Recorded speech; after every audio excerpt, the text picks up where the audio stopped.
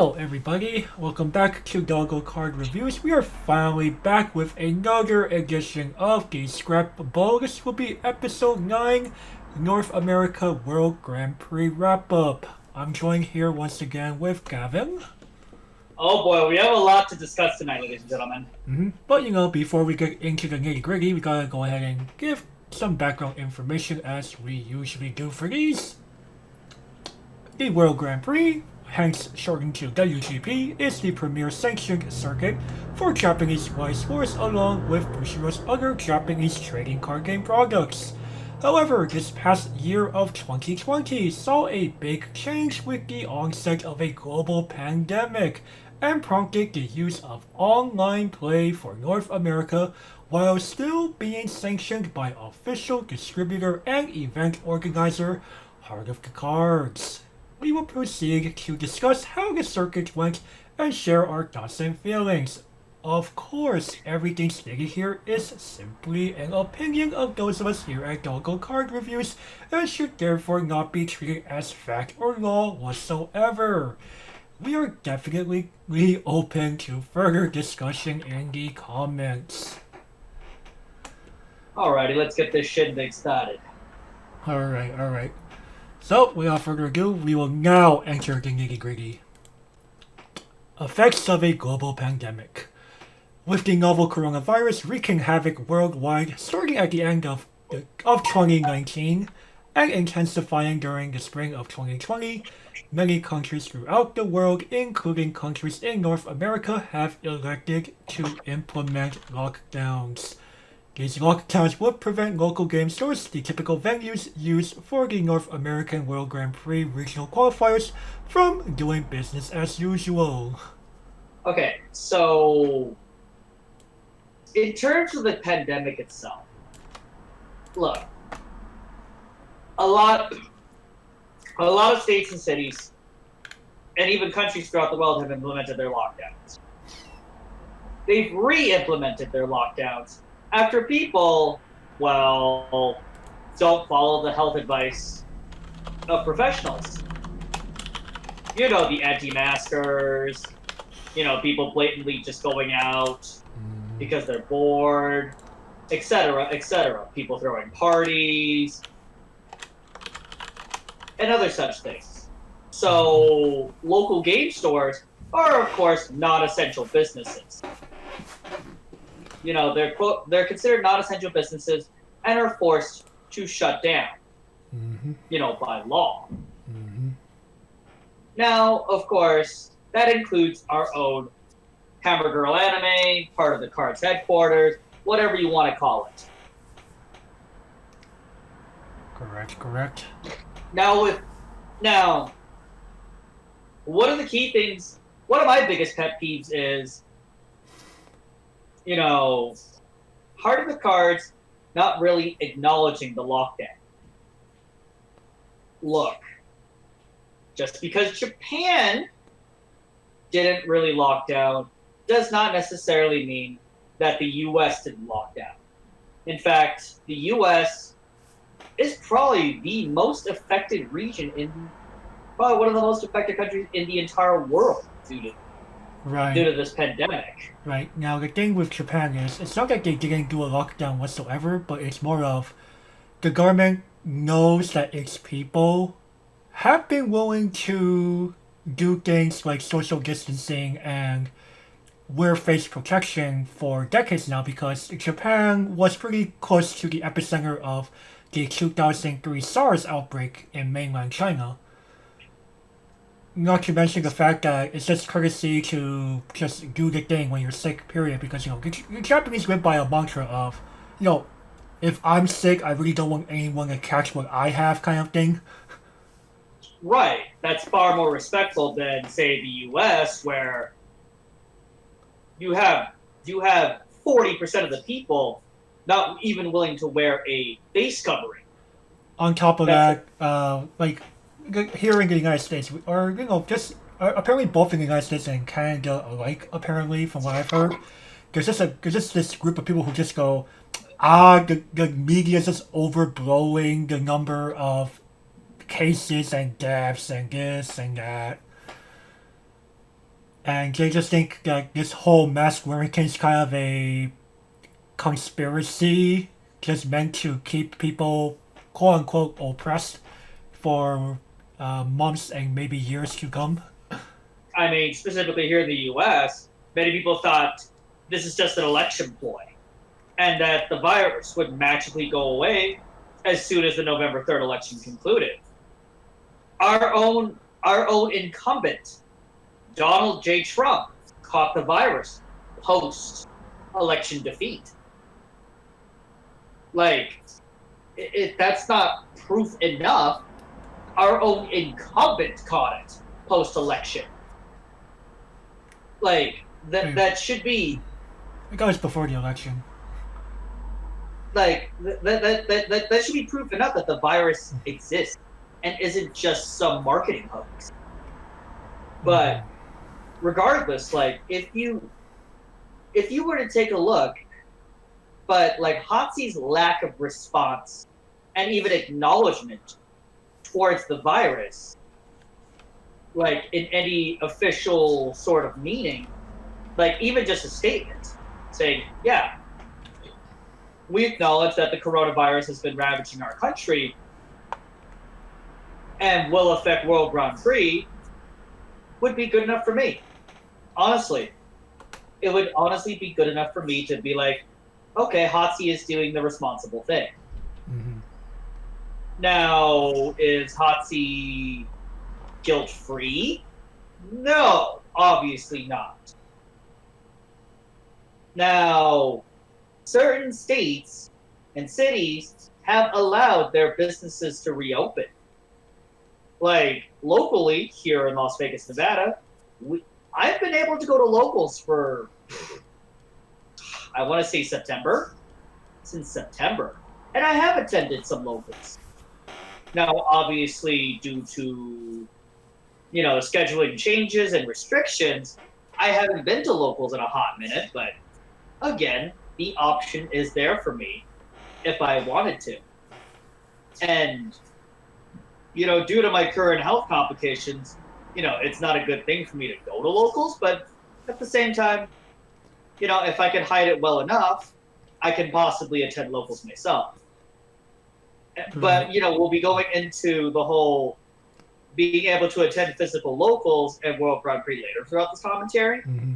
But I honestly feel that people underestimated this pandemic. Bushy Road, even Bushy Road USA / Bushy Road Southeast Asia canceled all events for 2020. BCS completely canceled. Trios completely canceled due to the event. They did the responsible thing and acknowledged that the virus will ravage us. Why couldn't Hotzi do the same thing? Right, and that brings me over to our next point here. So, waiting. So, Gavin already kind of alluded to this earlier in his little commentary, but we'll go ahead and restate it here. So, as improvements started to show up in various regions throughout North America as summer came and progressed, state and provincial governments began to loosen up on restrictions to the point where local game stores may operate once again with safety precautions in place. Despite these developments, however, neither Bushiroad nor Heart of the Cards has spoken up about whether or not World Grand Prix will be held until announcing the online North American World Grand Prix on October 27 of the year 2020, long after multiple local governments throughout the continent have allowed local game stores to open back up.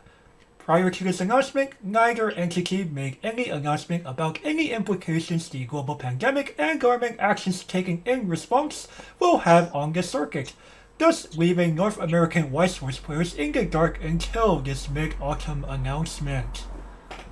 Now, bear in mind, 2019, World Grand Prix was announced like July, 90 days before the October 27th announcement.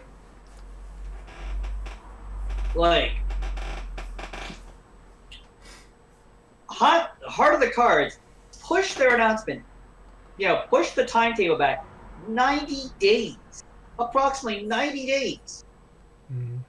later due to the coronavirus announcement. I'm just like, couldn't have been so difficult to make an announcement. Like, to even make an announcement about it. Be like, yeah, guys, coronavirus is ravaging us. We're sorry, but, people haven't decided to act irresponsibly and not follow CDC guidelines. Therefore, unfortunately, we cannot hold World Grand Prix this year. Or like if anything, they could have said like we're working on seeing what we can do to maybe work, at least like tell us that hey, you're working on something instead of like okay, we finally worked it all out, here it is. Or we're monitoring the situation at least. Right, I would have been happy with that. Like like just like say like maybe not July, maybe even like August or September would have been acceptable. Like hey, we noticed that this global pandemic's going on. We are closely monitoring the situation, and we will keep everyone posted as we get, more and more new developments on the way, kind of thing, right?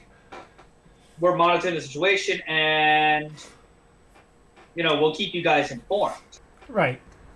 Instead of in the dark. Instead of October 27th comes. Here's the announcement, guys. Right. Like Gavin, are you okay if I actually tell the audience here about how much you've been kind of prodding me specifically about where and when a World Grand Prix announcement of some sort is coming for the entire summer and then into the autumn? Give the audience the table. Right. So I think it was about as early as mid July or something. Gavin's just kind of poking me in indirect messages and private messages hey, where that World Grand Prix announcement is? And I'm like, oh, that's a good question. I don't know. I haven't seen anything. So, July comes, August comes, he's still kind of doing this on a periodic basis because if anyone between the two of us really itches to play in World Grand Prix, it's Gavin here. Yeah, I mean, it's kind of obvious, isn't it? Right. He's been itching to play. So, August comes and passes, September comes and passes, most of October comes and passes, and we don't see anything until the magical day of October 27th. And boom, there it is. The online North American World Grand Prix announcement. I'll let you tell them my reaction to the online version. He was just honestly, he was first a bit confused because he's like, wait, I've already been playing at my own locals, as he already said earlier. He's already been playing at his own locals for X amount of time now. Wait, why are we doing this online? This could spell a lot of trouble for multiple reasons. He started going on a bit of a rant about this seems a little sus to say the least. He just thinks it doesn't feel the same, first of all. That we're doing this online through Discord and using webcams or some kind of similar setup to make sure that our opponents on their computers can see what we're playing, kind of thing. No one really cared. Right, there wasn't a lot of I guess Gavin might be right in that the community didn't have the same amount of say hype leading up to the event, though I would attribute it more to a variety of confounding factors. The fact that people realize that they can't really go to locals, especially in the more densely populated areas of say New York and California. People who watch us know that these two geographic regions of the United States are very, very hot pockets of Weiss Schwarz players, and because these people in these areas know they cannot go to their locals, they probably chose to focus their time and energy more on other things, and therefore just feeling overall less gung-ho, less excited to play Weiss Schwarz when World Grand Prix, when Hard Cars finally said, hey, towards the end of October, hey guys, we finally got something rolling. It's digital only. Right. Now both New York and California are coronavirus hotspots. So that's hence why, like hell, even Texas and Florida, both of those are coronavirus hotspots as well. So those four states, yeah, good luck with that. Right, and because these areas are like where most of, or like these are the areas where like you hear about like the bigger World Grand Prix events happening, and you're all kind of stuck because their governments, their governments overall were choosing to do the responsible thing of, hey, non-essential businesses, we need y'all to remain closed until we say it's okay. We don't want additional risk factors in this whole pandemic dealio. They reopen and then we gotta reclose, guys. Right. They tried and it didn't quite work out. Yeah. Alrighty. But like for example, why couldn't Luke just announce something in like the middle of July? Or heck, I think we would have honestly accepted an August or even September announcement at that point. Right. Just something. Be like. And we'll get to the real reason why the October 27th announcement was like particularly problematic when we get to that. But all in all, it's just kind of like the thing is especially people who have been playing in the World Grand Prix year after year since it started back in the early 2010s here in North America, they were used to doing this in the summer and be done with it as by the time November rolled around in terms of the regional aspect. At the very least. Okay. Let me give you a timetable. Let me give the audience a timetable here. As someone who's been participating for about 4 years now. Okay. Late July, announcement happens. August through September, your regional happens. Early bird or not. Typically for me, it was the early bird. Then we have a 6-week lull period between about mid-September all the way till Veterans Day weekend to prepare for nationals if you qualify, or to prepare for last chance if you wish to go that route. That's where you plan your flights, you buy them, you get your hotel room, blah blah blah blah. You go to Nats, you compete, regardless of placement.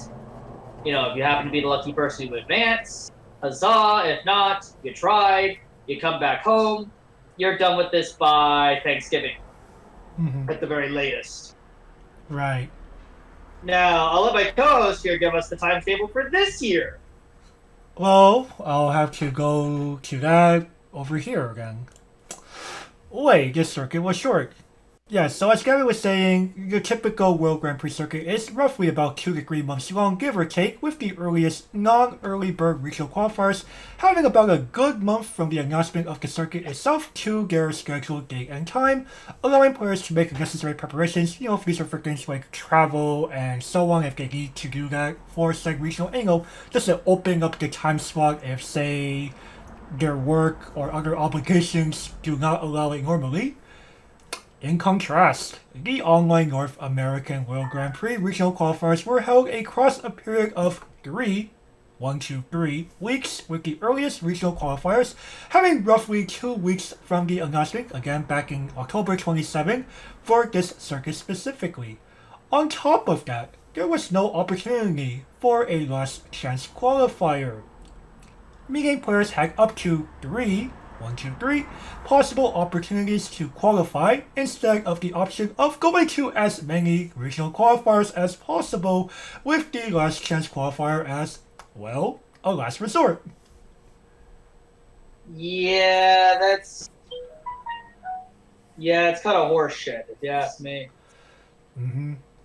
Like Gavin, Gavin, you mentioned having gone through early bird regional specifically. Did you feel like the time between the time that Hard Cards announces the circuit itself in July and then when the date is posted, do you feel like that was like enough ample time to make the necessary preparations to attend your early bird regional qualifier. Could you repeat the question? Oh boy. Sorry. So you mentioned that you would play in early bird regional qualifiers in the past.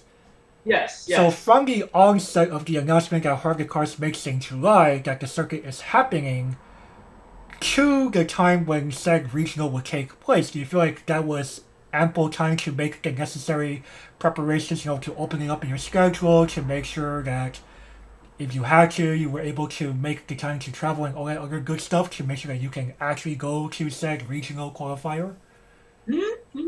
Every time. Right. Now, let's say you take that situation, and let's just say, like, for some reason, let's just say, like, things are back to normal to some extent, and let's say your regional is still early burst, like, mid-August or something like that, right?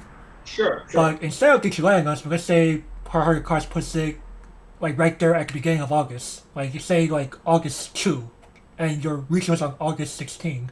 Would 2 weeks, would you feel like that's a little too much of a crunch time to make the necessary prep? Yeah, that's a little tight for me. Right. That's very tight because look, especially if you have to travel, oh boy. Cause that's barely enough time for most employers to be like, okay, let's approve the time off. Right. Like, most employers sit on time off requests for 2 weeks in most cases. Right. Now, ugh, And on top of luckily, that, you might also be competing with, say, your fellow coworkers for time time off. off. And if they happen to work the same weekends as you do, you better hope you got to them before they did. Oh yeah. Like, And also, I'll just say this myself. I've been denied time off because a coworker got the time off before me. and that happens all the time. Oh, not to mention if you're having to fly to a different region because you wanted to compete in a different regional than your own, that makes things even worse. Now, I will say this about the digital version. It is a hell of a lot easier to attend the digital version than it is the physical variant. In a nutshell, definitely.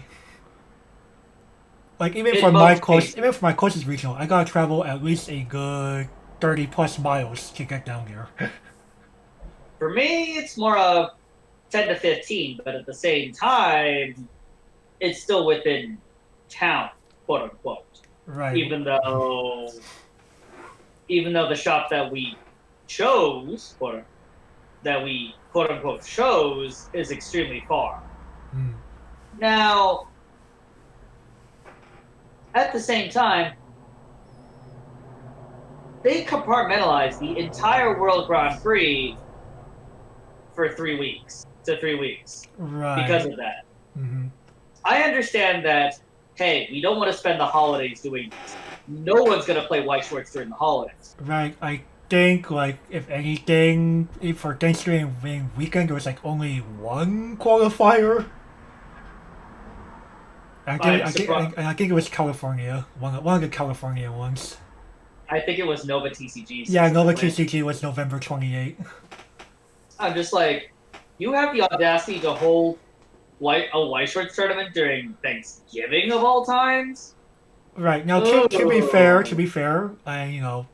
we hope that people who are watching did not choose to make travel arrangements during Thanksgiving or Christmas for that matter, just to avoid, just to minimize the risk of spreading this thing between state borders or province borders if you're in Canada. Right. We're hoping that you decide to stay home because, well, coronavirus. Right. Like, I definitely told, like, my family were like, yeah, this whole thing happened. We'll just chillax this year.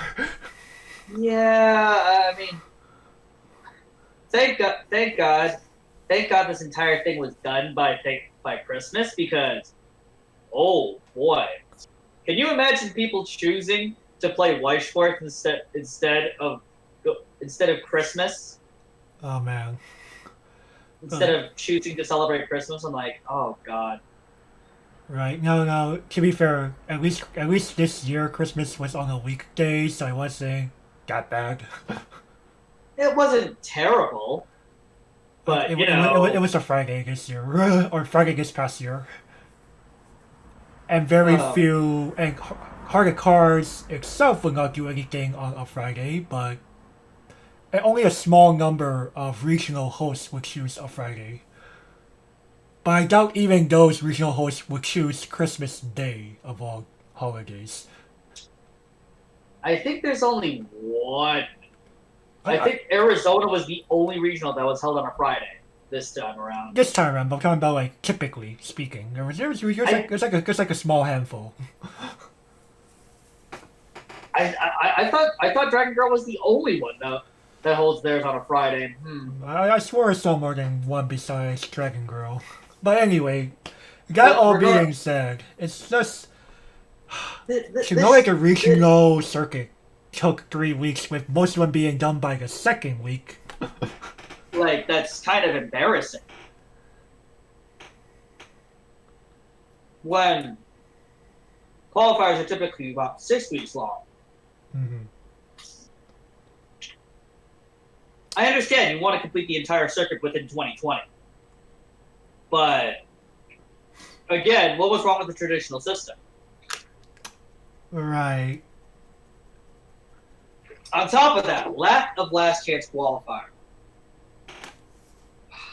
Boy. That was frustrating.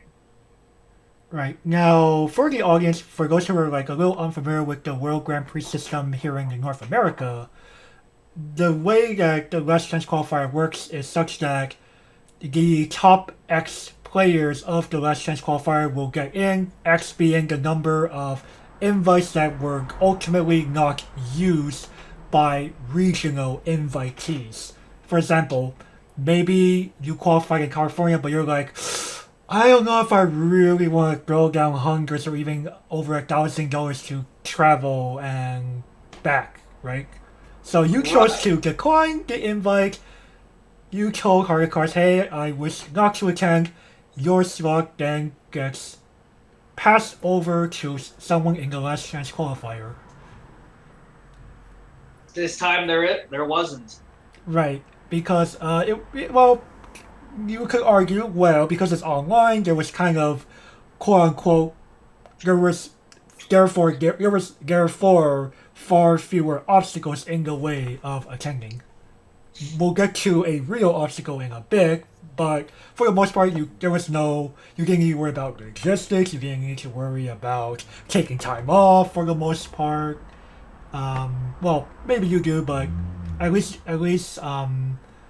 you knew further in advance that time, just because they already gave the date out for when it was, and you could probably be like, I might qualify, question mark, I don't know.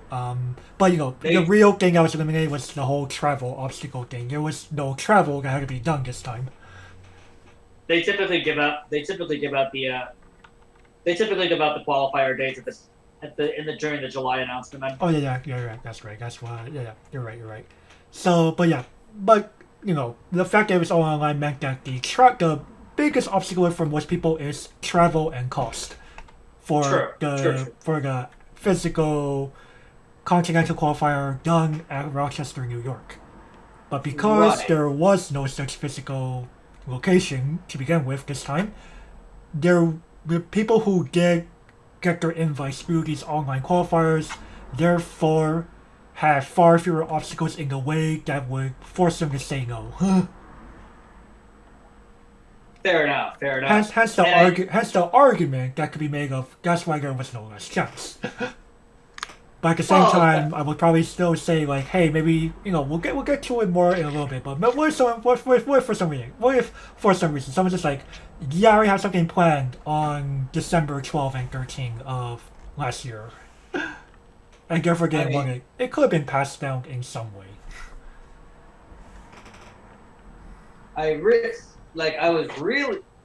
Now of course, last chance only applies to people that didn't make it. Both of us made it, by the way. Right, we both made it. So yeah, I guess we'll say this: if we qualify, people are probably going like, why the fuck are you still complaining about it?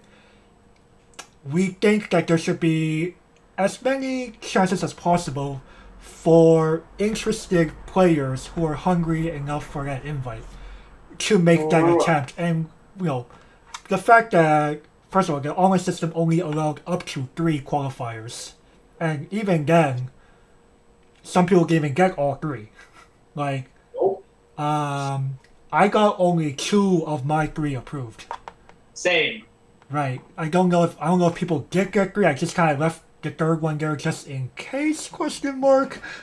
Maybe some people were able to have 3. Maybe some people weren't. There was like some kind of like max capacity system in place, and there was like a whole. I don't think you qualify as being close enough to the one you registered for, kind of thing. Well, so let me explain how it worked. Coming from a judge's mouth. Basically, each judge was allowed to set a maximum capacity for their event, depending on judge discretion. Some people put 16. I've heard as high as 50. But a lot of judges put 16. Just to make it more manageable, and I don't blame them. As we sing over the years in World Grand Prix, there's been a lot more of these 2 invite events, more and more. 2 invites, 50 people. Let's go, boys. 2 invites, 50 people. Well, you know what I really mean. 2 invites, fewer than 16 people. Right. You know what I mean by 2 invites, 50 people. That was a very extreme example. You know what I mean by 2 I and 50 men. I do. And the thing is that, look, so basically, everybody who goes X and 1 will make it in. If you're X and 2, you're automatically eliminated. Mm-hmm. That is how the tournament structure was this year. That is one of the biggest things that I really liked about this year. That more invitees were allowed to make it in. Right. Basically, if you didn't get sacked completely or don't suck, you will advance. Right. Like Gavin and I both ran into like that one matchup where we were like, okay, understandable, good game. Well, it's more of, you know what? I'll tell the audience how I got my only loss. Man, when you draw 4 climaxes in your opening hand,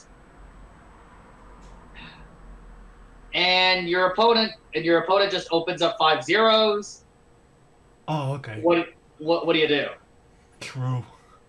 Like, you just kind of die. Or me, you were ahead for quite a while until your opponent's deck started to say, nah, I'm going to negate everything you do because LOL Climax is OP, and your deck decides to crap out in like the final few turns. Oh yes, your opponent decides to god cancel all of a sudden. Right. Like that fucking happened. Like, okay, I have 5 instances of damage. My opponent's at 3 and some number. Okay, let's do this. No, all 5 of these instances cancel. Again, you die. Not much you can do about that, man. But regardless, I just go. Again, I qualified. Mm-hmm. But you know what? I didn't bother attending. Like, I'll get into that later on, but at the same time, I just go, look, this circuit was way too short. Like, anybody who participated in any circuit besides 2021 knows that this circuit was way too short. Mm-hmm. However, it did give the chance to people that wouldn't normally participate in nationals a taste of it. Mm-hmm. And, a lot of people said that was fun, but at the same time, would they pay a ton of money to go? Normally wouldn't. I've been attending for years at this point, and I find it kind of fun. I really do. Would I go back? Probably. If I had the opportunity, if I have the currency, those kinds of things. It really depends on what you want to do here. But at the same time, Like if you had asked me overall about the 2020 system versus the previous system, I honestly prefer the previous system, and because of comfort. Like there's too many unknowns with online. I didn't even mention the prevalence of cheating. Right. At least if anything, it was few and far in between. But as someone who did attend the Continental, I will say that there was a time during one of the earlier rounds where someone reported, "Hey, my opponent dropped the card in an area outside of where the camera was showing, and we do not know where the card was supposed to be, or we cannot verify where it was supposed to be." Now, whether or not that was cheating is one thing, but the fact that these things could happen in an online environment do raise some concerns about, can we truly upkeep integrity of players with this kind of system? Overall, I would say yes, but yeah, like Weiss Schwarz, especially in the Weiss Schwarz community, it's kind of like I think Gavin and I have kind of alluded to this before previous either episodes of the Scrapbook or just in scrimmage series, where we're just kind of like, what can cheating really do for you in this game, even if you tried really hard to do it? What would cheating accomplish? Right, like, you can't control how much damage your opponent's going to do on any given turn. Like, even if you could get away with it and win every time, what would you get out of it? Well, Gavin, some people just really want to brag about their 95+% win rate. If that's what you want to brag about, I mean, go right ahead, man. But at the same time, I just go, like, is there a point? I don't think so. I'd be happy. I'm happy with the 50% win-loss ratio against skilled players. Mm-hmm. I'm happy with it. I mean, it just goes to show that, hey, that's how the game is sometimes. We've learned to accept it. That's fine. So, like, how should I say this? I'm like, I wasn't a big proponent of the whole very, very short circuit. Like, it kind of pissed me off, honestly. It almost pissed me off to the point where I don't feel like participating. I almost said no. And Gavin did voice these concerns to me. And in the end, I did participate, just to prove that, I'm not just some coward living in the past in his ivory tower, blah blah blah blah blah. That I actually can duel. But other than that, there was no point. There was no point. There was little point. Like, in the back of my mind, I kind of knew that, knew about the virus and how it would affect things. I was kind of scared about that. I did have coronavirus concerns in my brain at the time. I was like, oh, well, maybe this could affect World Grand Prix. And in the end, it didn't. Like, overall for me. But I just didn't have the heart, My heart wasn't in this. Like, I played, but it didn't feel the same. It really didn't. And I'm sure it's the same for my co-host, too. Right, like, sometimes you just miss being able to, like, hear the, mingle with your fellow players in between rounds, and maybe you're, trying to, the final game of the round's happening, and, everyone's, like, making their reactions about what's happening in the game. You just kind of miss that. Like, we kind of did with, like, emoji reactions, and it was kind of almost the same, but also not quite. You know, like reacting surprise Pikachu doesn't. It's not the same as oh, you know. Or hell, you know that feeling that where everyone crowds around the final game during World Grand Prix. You know that feeling. Yeah. We're not supposed to, but everyone does it. Come on. Come on, dude. Like, basically everybody does it. Right. Like, I'm guilty of it, so are you. Oh, yeah, definitely. But at the same time, that feeling of anticipation when you see the final damage flipped over. Right. And you see it's the God Cancel, boys! Right, you start hear like this crowd going, oh! You hear the PogChamps. Basically. You hear those PogChamps, man. And just reacting with a PogChamp emote from the server, from a server you're in with your Discord Nitro membership, it's just not quite the same. No, it doesn't feel the same as the real PogChamp, man. Right. Like at my own regional, there was like two people who were like going back and forth as the final game in a round, and then it's like, oh yeah, we're both at 3-6. And I reacted with like this emoji from the Shadowverse subreddit Discord server that's labeled meme tier.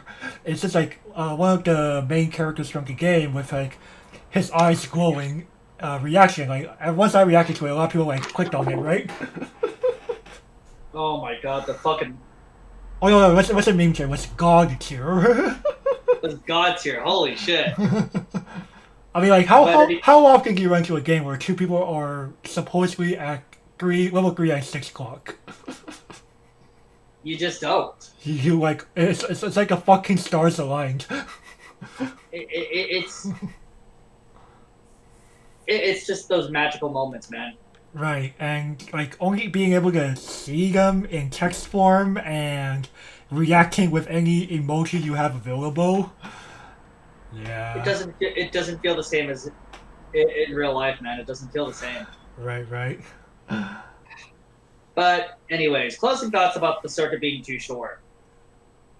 Yeah, 3 weeks doesn't compare to 3 months, man. It's just my make days like pass by so quickly when like it's kind of ironic that this thing went by so quickly when a lot of the world's kind of on a much slower pace than it was in 2019, you know.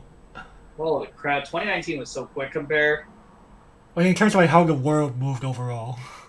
Right. But like the fact that this was going quick and like the world's kind of making slow but steady progress when it came to, you know, getting things like a vaccine out and all that good stuff. We're still in those effects, man. We were still, but you know, slow but steady, right? As long as this news train doesn't kill us all. Right. I mean, luckily they said that this new strain's not. They say so far it doesn't look like it's more dangerous, nor is it more resilient to antibodies or the messenger RNA from the vaccine. But we'll see. It's more contagious. It's more contagious, but that's like the only real thing we know so far. Well, boy. The scary part is that it's like in my state's backyard, basically. What? It's infected Colorado and California, man. Yeah, it's a little scary. Like, you actually were with someone from the UK? And guess what? All the Californians are gonna come to Nevada, and yep. Oh boy. Well, anyway, that all being said and done, let's move on here. Oh yes, and we will intersperse real life events into this rant too, because those real life events are highly relevant. Oh, definitely. So, you know, if they pop up, we will bring them up. Alrighty. Let's truck on along here. Travel has its obstacles, as we said before, but so do these things called time zones. Okay, the online North American World Grand Prix got rid of the need for one to travel, and therefore any travel-related issues. Yay! No need to actually leave your home. But it also introduced the new problem of time zone differences. Wildcard cards get expressed to accommodate participating players into the service hosted by their physically closest hosting stores. It was still very possible for players to participate in a regional qualifier hosted in a different time zone than themselves. This problem is further exacerbated when it came time for the Continental Championship. As an extreme example, a player in Hawaii, Universal Coordinated Time minus 10 hours, who qualified would need to cooperate with the Eastern Time Zone, which is Universal Coordinated Time minus 5 hours. Hard the cards abided by, forcing the Hawaiian invitee to be up and running between the hours of 5 a.m. and 7 a.m. Hawaiian Standard Time. That's ridiculous. So yeah, for as a little quick background, so yeah, you did make it to the Continental Championship, you were told to be up and running between 10 a.m. to 12 noon Eastern Standard Time to check in and get all that stuff done. Oh boy. And I thought the hours of 7 a.m. to 9 a.m. Pacific Standard Time. Right, which is where we are. Was ridiculous. Like, okay, it's a Saturday morning. You're like, okay, can I set my alarm for 6:30 a.m. or something? And now, due to scheduling conflicts, I could not even participate at Nationals. I told my co-host to tell Luke, yeah, I won't be there, 100%. Mm-hmm. That was the main reason why I didn't participate. Mm-hmm. But at the same time, I go, yes, travel has its obstacles. But time zones could ultimately prevent somebody 100% from competing. Right. In my own case, yeah, I got screwed. Mm-hmm. If this was physically held in Rochester, you wouldn't have that problem. Nope, I would have been there. You would be there in Eastern Standard Time, being able to, get up for your little continental breakfast at your hotel, probably. With Soul Sleeper, in all likelihood. Mm-hmm. And being able to participate. Right. Now, sure, you did have to fork out a lot of money to do it, as well as arrange for the time off with your work. But at least you're able to actually do the thing. Right. Versus, okay, I qualified. Let's see here. Oh, okay, you check the time. Okay, 10 a.m. Eastern Standard Time, beginning of check-in. Nope. I was just like, I told myself, no, that's not gonna happen. And of course, we admitted, this example we gave, it's definitely does not apply to the majority of players, period. No, that's an extreme example.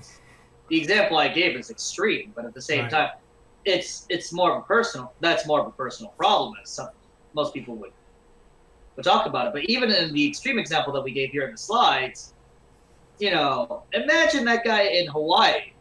Like, you have to be up at 5 a.m. At the earliest. I mean, the person could be up and running around, 6 something and still be fine. Right. But at the same time, I just go, oh man, imagine having to be up that early for a freaking tournament. Now, of course, I know what some people are gonna say.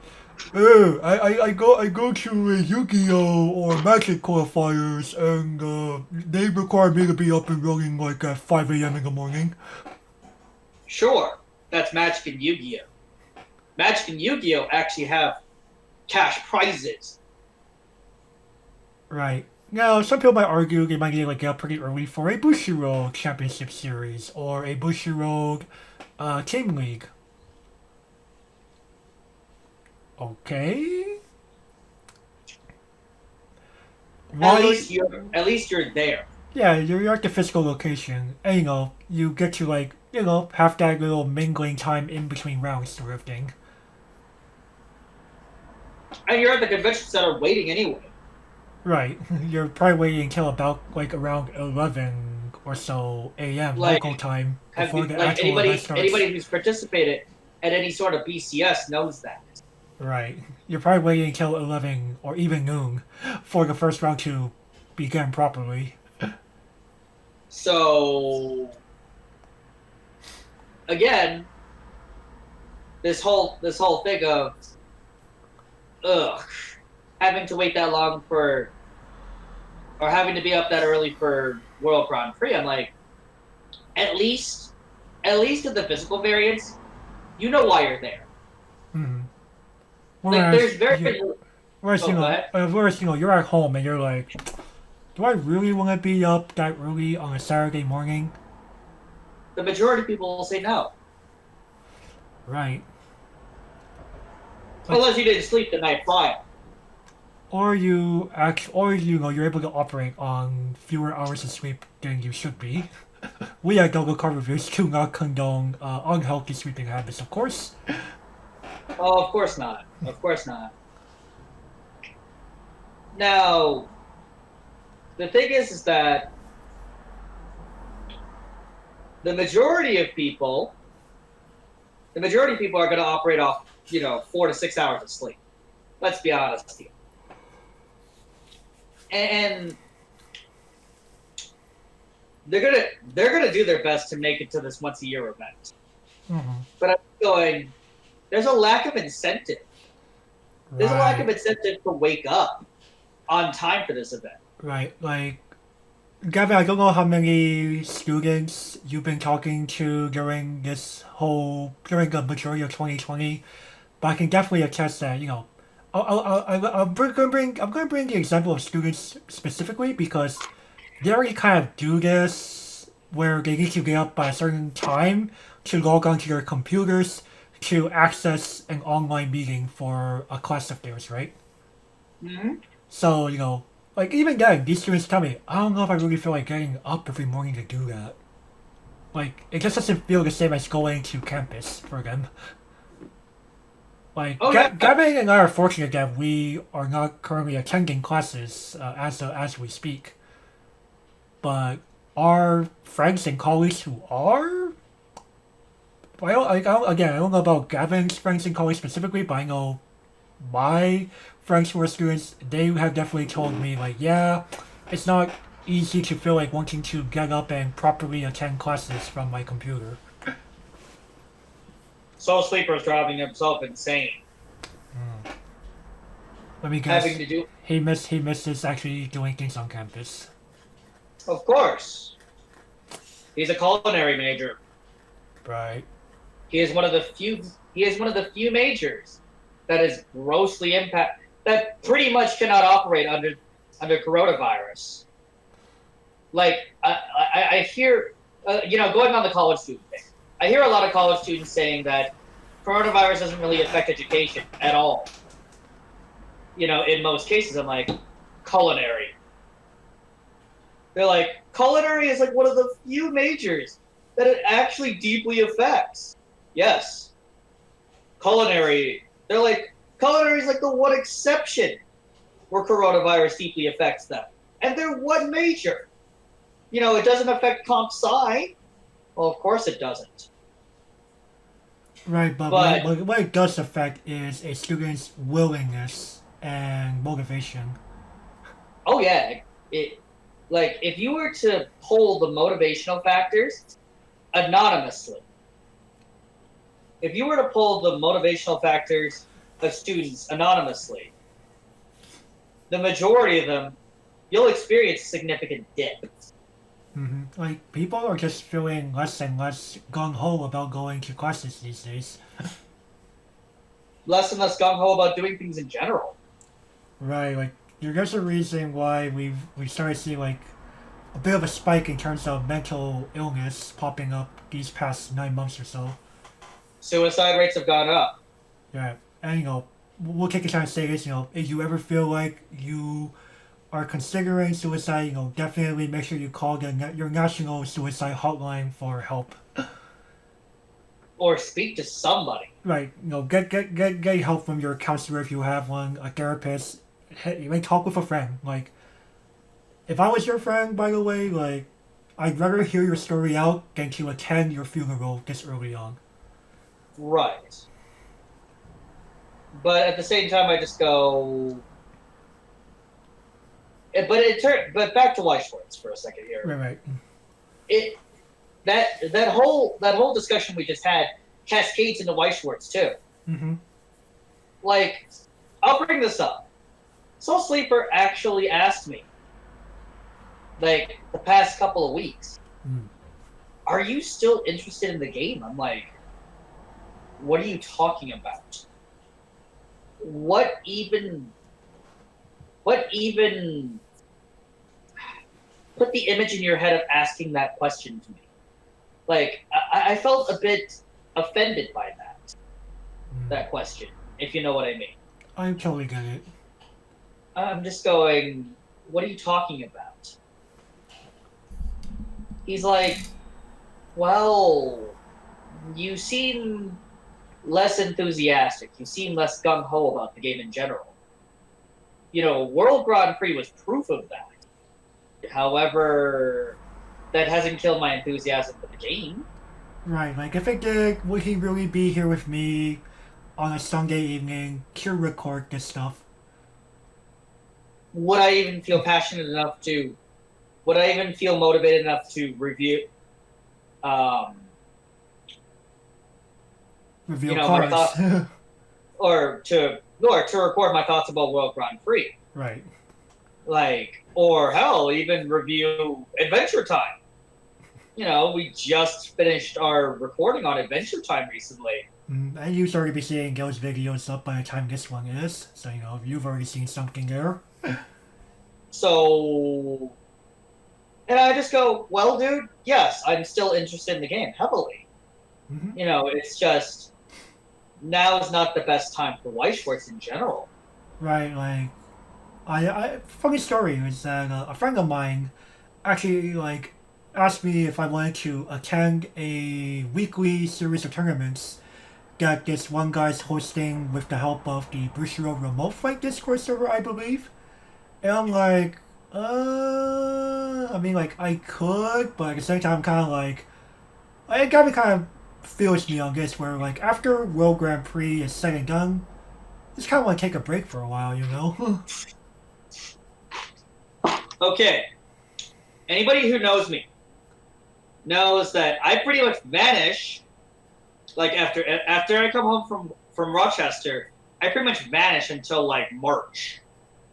Like February, March-ish, because I need a break. I need a recharge because, man, you know, like as much as we like Weiss Schwarz, we don't want to end up breeding and eating the thing. Like Jesus Christ! Like no, we definitely respect those who do, but at the same time, we're like, yo, that's cool, y'all do it. We want a break. Oh, don't get me wrong. Don't get me wrong. I still love the game. Mm-hmm. But oh god, okay, what do I feel like doing on a Sunday instead of playing a Weiss Schwarz tournament? Watch some anime, play a video game, play a mobile game, play Shadowverse. Do something else. Yeah, work on Doggo Card Reviews video editing. Or, come up with a Doggo Card review. Or here, actually recording with Gavin. Like, I haven't been to locals in months. Do I miss locals? Not really, honestly. I'm at the point where I'm kind of like, when locals do open up in my area, will I even feel like going? Because I've just been so used to not going for over 9 months now. I prefer Doggo Card reviews half the time. Oh. I just prefer doing Doggo Card reviews. I just go, but anyways, like the time zones really zapped my motivation. Like there were alternatives. I could have theoretically taken my computer, my monitor, and my webcam to a public area and played World Grand Prix there. But that's a lot of hassle for just that. On That's a lot of top, hassle. on top of that, in a public place of all places, you definitely gotta watch your volume. And if anything, your opponent might get very confused depending on how good or bad your microphone is at keeping external noise away. And I gotta worry about potential trespassing issues. Right. Like, it I would mean- definitely look a little suspicious if you're like bringing like all that equipment with you, to say the least. Just to play a few games of Weiss Schwarz. Right. Ultimately, I decided it wasn't worth it.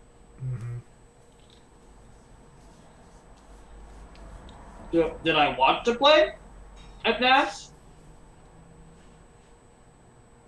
I could have went either way, honestly.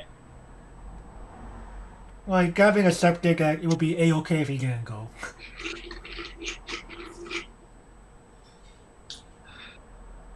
It was my third or fourth. It was my third time qualifying. I just go. Like, sure I could, but I don't mind missing out a year, kind of thing, right? I really didn't miss it. Right. Like, it would be the first time without a companion.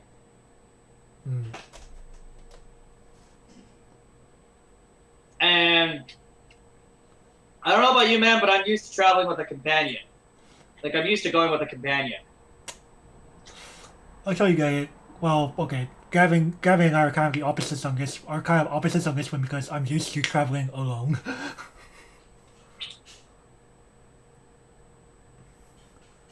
But yeah, no, I totally get you. Then again, two times I went to Rochester, New York. I had a companion with me. It was Soul Sleeper. Both times, and we had a marvelous time. And honestly, this time I didn't feel like going in alone. I feel it. And I just go, it ain't the same without him. I'm not gonna go without him.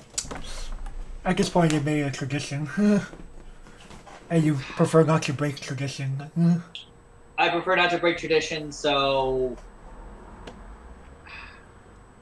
this is awkward. I really don't feel like going, so I even asked the person that did go from our region. Well, went, quote unquote. It was all like, it was an okay experience, but I wouldn't pay for it. Right. And hey, that's okay. The choice is there. No one's forcing anyone to attend. No. However, I do wish that the promo system was a bit more convenient. Right. No, I think you could have I think there was like a way to technically have it mailed to you instead of mailed to your shop. Just kind of be like, oh yeah, I have like 0 access to my shop or something.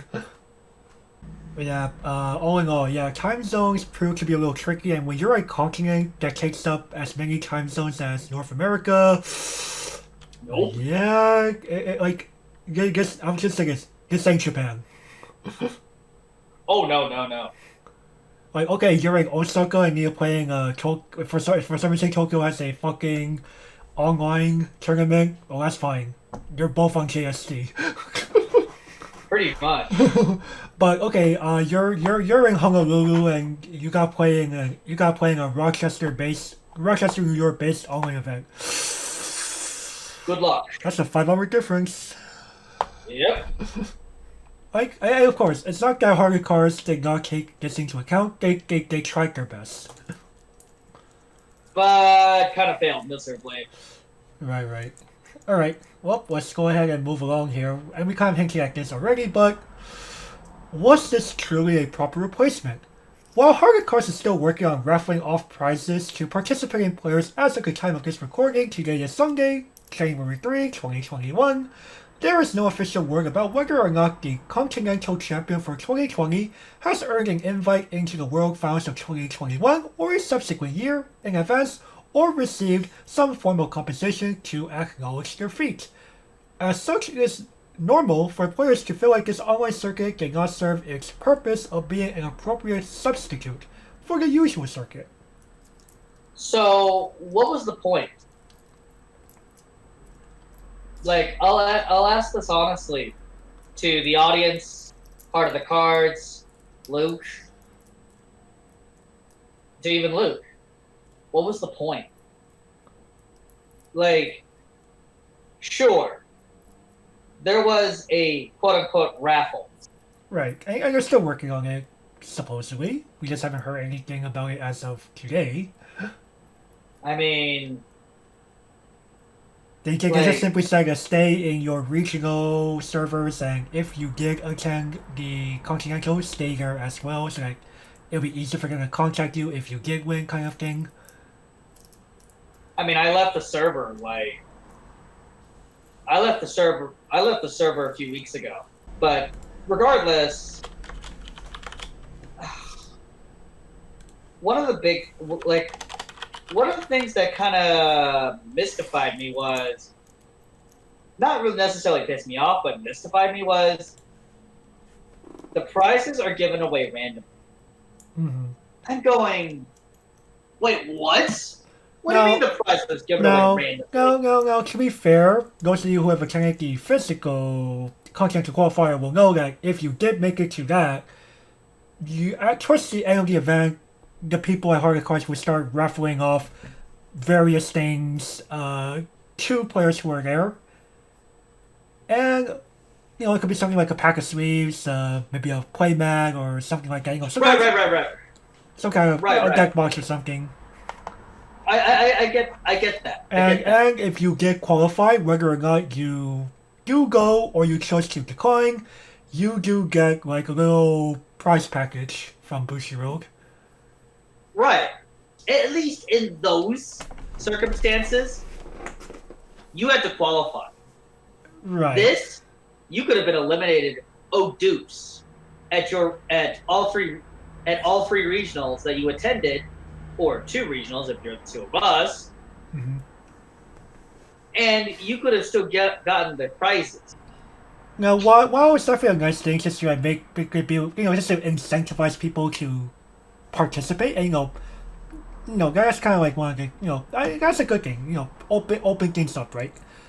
It was also just kind of like, so how do people who make the accomplishment get properly rewarded? Right. Like, what about rewarding those who advanced? Right.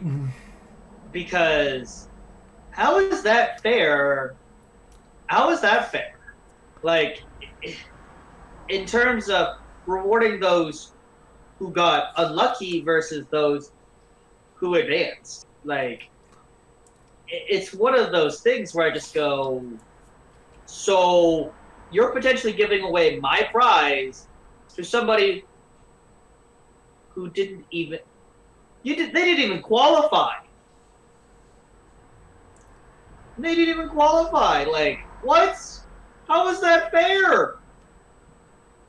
I know it kind of sounds like we're kind of whining and sounding a little privileged about this, but it's also just like the issue of where do we draw the line between rewarding people's accomplishments versus just simply rewarding participation. Like, participation trophies. Like, I think it's partially to blame with today's gaming landscape.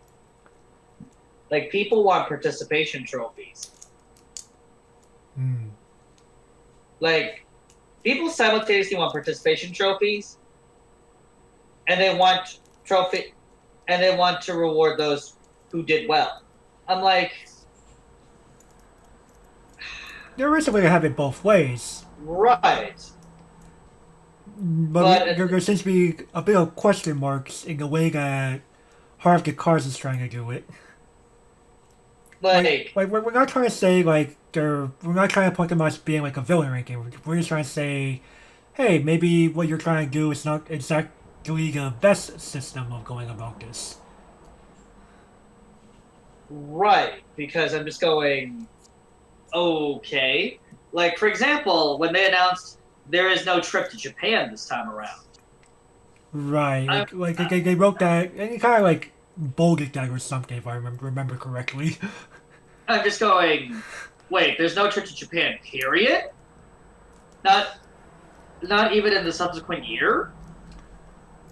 Right, like so people are used to the idea that okay, you you're the champion of the Continental Qualifier for North America in You X get the year. You are given a seat. yep. You're given the opportunity to represent North America to play at the well World Finals. Right, I get it. There is no World Finals for 2020 due to the pandemic. Right. And due to the fact that multiple regions didn't even get a qualifier. Mhm. Like Europe didn't get to participate. Neither did the two seats of China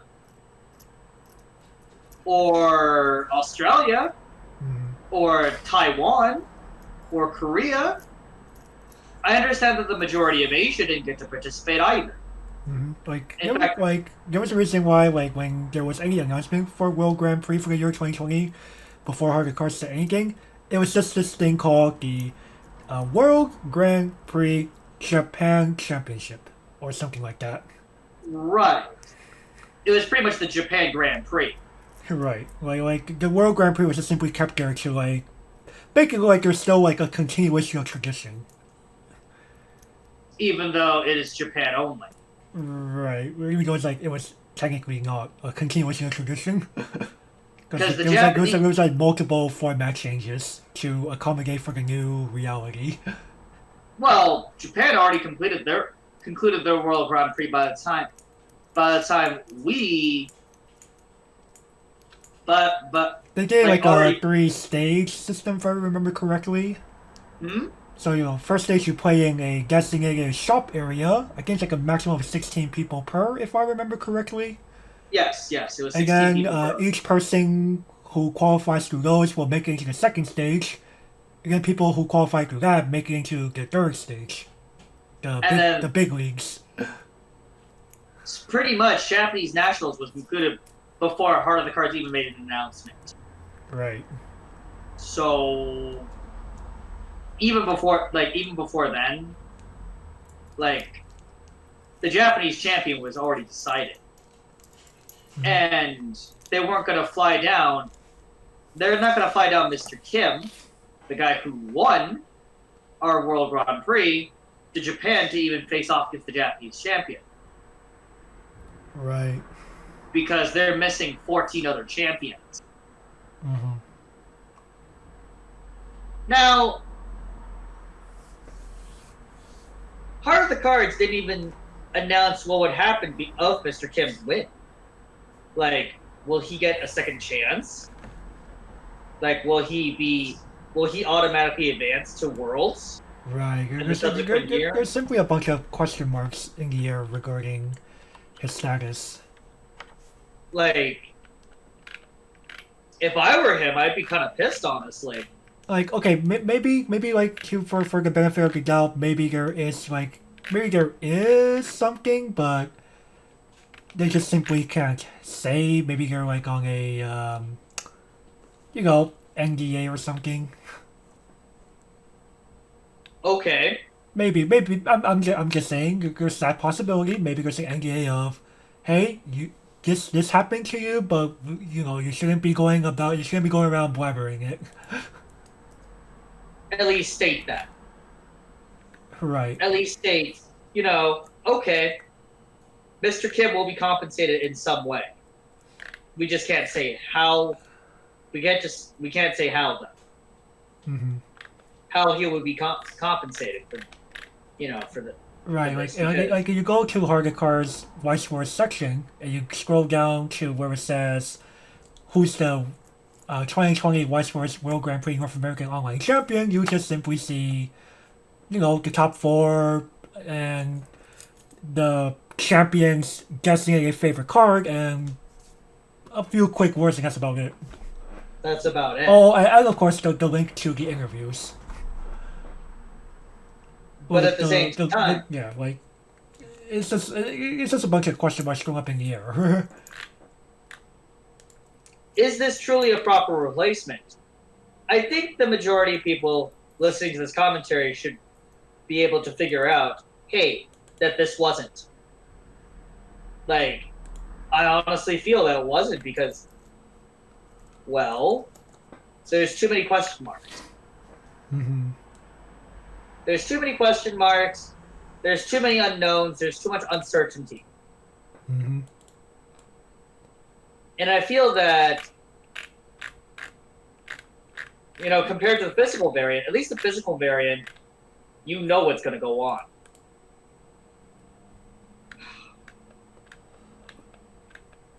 Yes, we should be prepared for anything.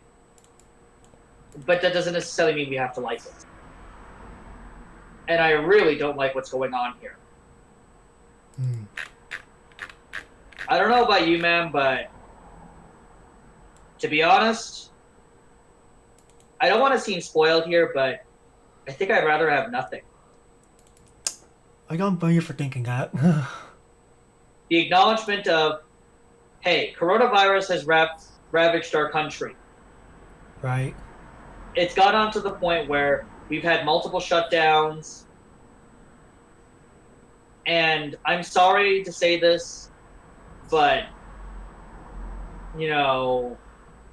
we'd rather keep the integrity of our event and be able to hold it and be able to hold a very strong event with our player base, next time we can hold it. So until further notice, World Grand Prix, officially known as WGP, is officially canceled. Thank you, and have a blessed year. Part of the cards. I'd rather hear something like that. Mm. But yeah, but as of right now, there's just simply a lot of question marks in the air. Like, of course, we will definitely give the benefit of the doubt that, yes, maybe Mr. Kim is indeed on some NDA and cannot discuss what's really going on with him as a result of winning. But at the same time, it's just, as Gavin said, can they at least say there will be an announcement of this at some point? Or just simply, I have a very bad feeling, Gavin, that they'll just simply, come out of the blue again like they did with the October 27 announcement. Like, here it is. Mr. Kim gets this status or something as a result. with no warning prior. I don't even think Mr. Kim knows. Damn. I don't even think he knows. But I'm just gonna be honest with you, I highly doubt it because Heart of the Cards is kind of shady at times. Well, and they've been shady with this whole thing, dude. Can you really trust them at this point? They kind of spurned the community's trust, in my opinion. Well, we'll get to it later on, but I think while they definitely have earned the player base's trust over the years in general with multiple decisions that they've made.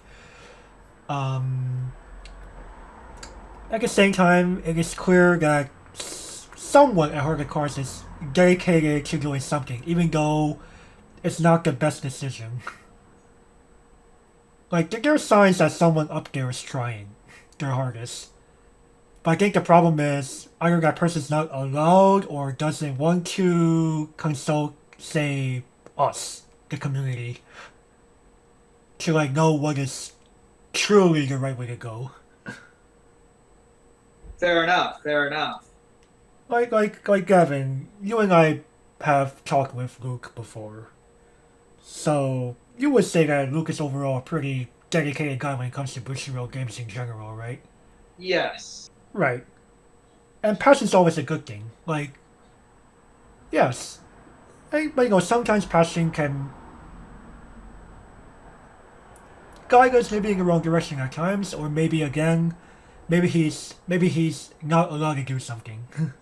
Like I don't know. I don't know about how it's done in Japan, but I know outside of Japan, Bushiro seldom interacts with the community. Period. True. So They were like, I wouldn't be surprised if Luke and the Heart of the Car staff simply just can't simply up and go ask the audience to do anything. And another reminder that I have of this is when a there was a Bushiro staff member. I forget was he like a part of marketing or something. He distributed a paper survey at Bushiro Spring Fest of I think 2014 or something, hmm and they asked questions like, "Oh, if there was a paid tournament, how much are you willing to pay? And which of these following formats do you prefer to play in Cardfight Vanguard, Weiss Schwarz, etc." And, it's just like asking questions about like the types of tournaments that people want, right? hmm And supposedly, don't quote me on this by the way, supposedly when the person finally presented these issues to Mr. Takaki Kigami himself, Mr. CEO of Bushiroad, the big man told this guy to get the fuck out of the office. Wow. And people who know Takaki Kigami's philosophy is they'll know that he doesn't like to incentivize people who simply play to win. So He's like I don't want my projects or my tournaments to attract those types of players. basically, he wants the Magic players to go away. Or Yu-Gi-Oh! Or Pokemon. Or Duel Masters even. Basically, he hates the competitive crowd. Right. Obviously Bushido has grown to be like its own little niche of like this hybrid of competitive and casuals alike who seem to get along in general. Like, you would say overall, Bushido TCG communities tend to be quite supportive of one another. Even though, like, okay, sure, maybe there's toxic behavior online for like shit posting and memes, but overall, you would say that you feel there's like a more well knit community when you go to a Bushiroad event than to a event of the other games I mentioned before, right? Oh yeah, definitely. Right. While we Cause definitely praise Bushiroad for generating that kind of environment, and that's great. But to continue to avoid listening to the voices of the community, it could prove disastrous in the long run. Like, I suspect that if there was more input from the community, Look and Logic, Chaos TCG, Future Card Buddy Fight, and even Victory Spark didn't have to go the way of the dinosaurs. right. Or even Five Cross. Oof. Right, like, the fact I'm bringing this up, or Dragoborn, even, the English exclusive Bushiroad trading card game product from Bushiroad. Man, that game's dead. Yeah, and I feel like it didn't have to be that way. I feel all these games I mentioned had potential, but there was like a misuse of resources, and I think by not asking the community for much input, like where was there to go? You know, Right. like can one truly move forward without asking the players, the consumers of the project, hey, how's it going? No, I'm very glad that now English Bushiroad is now asking periodically. They're like sending out surveys to players, to like get a better idea of like, oh, which of these following titles would you like to see released in English for Weiss Schwarz, for example. And that's nice. I like that. They've gotten better about it now. But it's a step forward, but I feel overall Bushiroad's a little hesitant about asking us, the players, us, the consumers, where to move forward overall. Just look at Like, heck, just you remember like one of our scrapbooks where we were just kind of like devs can we talk? we I don't was about get to say, we don't get to talk with Mr. Matsui or Hori P. I mean, just look at the just look at the English market. Just look at the English market, and that should be proof enough. Mm-hmm. But in terms, like, I wish Luke would talk to us. Like Luke / Heart of the Cards would talk to us. Mm-hmm. Because this community has a lot of good ideas. Remember the West Coast proposal? Right. You know, it's just like, for those who don't know, the West Coast proposal of, so as we mentioned before, travel was a really big obstacle for people who would otherwise choose to attend the Continental Qualifier, but couldn't because they're like, oh, that's just hella far, and I can't really justify the cost of doing that. Like, I'm here in California, I'm here in Washington, I'm here in Oregon, I'm here in Arizona, I'm here in Nevada, I'm here in Colorado or whatever. Like, no, I just can't do that. So there was a proposal to set up a second qualifier in the West Coast to make it easier for people west of the Mississippi to attend should they qualify in a subsequent circuit. And there was a lot of positive progress going into it. Like, I think Solar Hearted Cards ultimately approved of the idea. Yeah, they did, actually. Yeah. But because this whole thing happened, we don't know where it's going to go from here. In fact, Luke was actually going to propose it back to JP Bush. He wrote about it. But because of this whole thing, we just simply don't know what came out of it until we return to normal in some degree or fashion. I mean, ultimately, there's a good chance that I just simply gets forgotten because this whole thing happened. And I'll be very sad because the community worked so hard to get it up and running. Honestly, I feel that JP Bushiroad's not going to approve it. Which is asinine because, like, hey, Bushiroad Japan, I don't know if you noticed, but the Japanese archipelago is about the size of one California. I think they're afraid of giving the U.S. 2 seats. I think that's ultimately what they're afraid of. I don't think that was the original proposal, or I don't think that was the goal of the proposal. I think it was just more of maybe something like the top players, like, you know, you have the East and West Coast. Think of it like the NBA finals. I don't know how well you know the NBA finals, Gavin.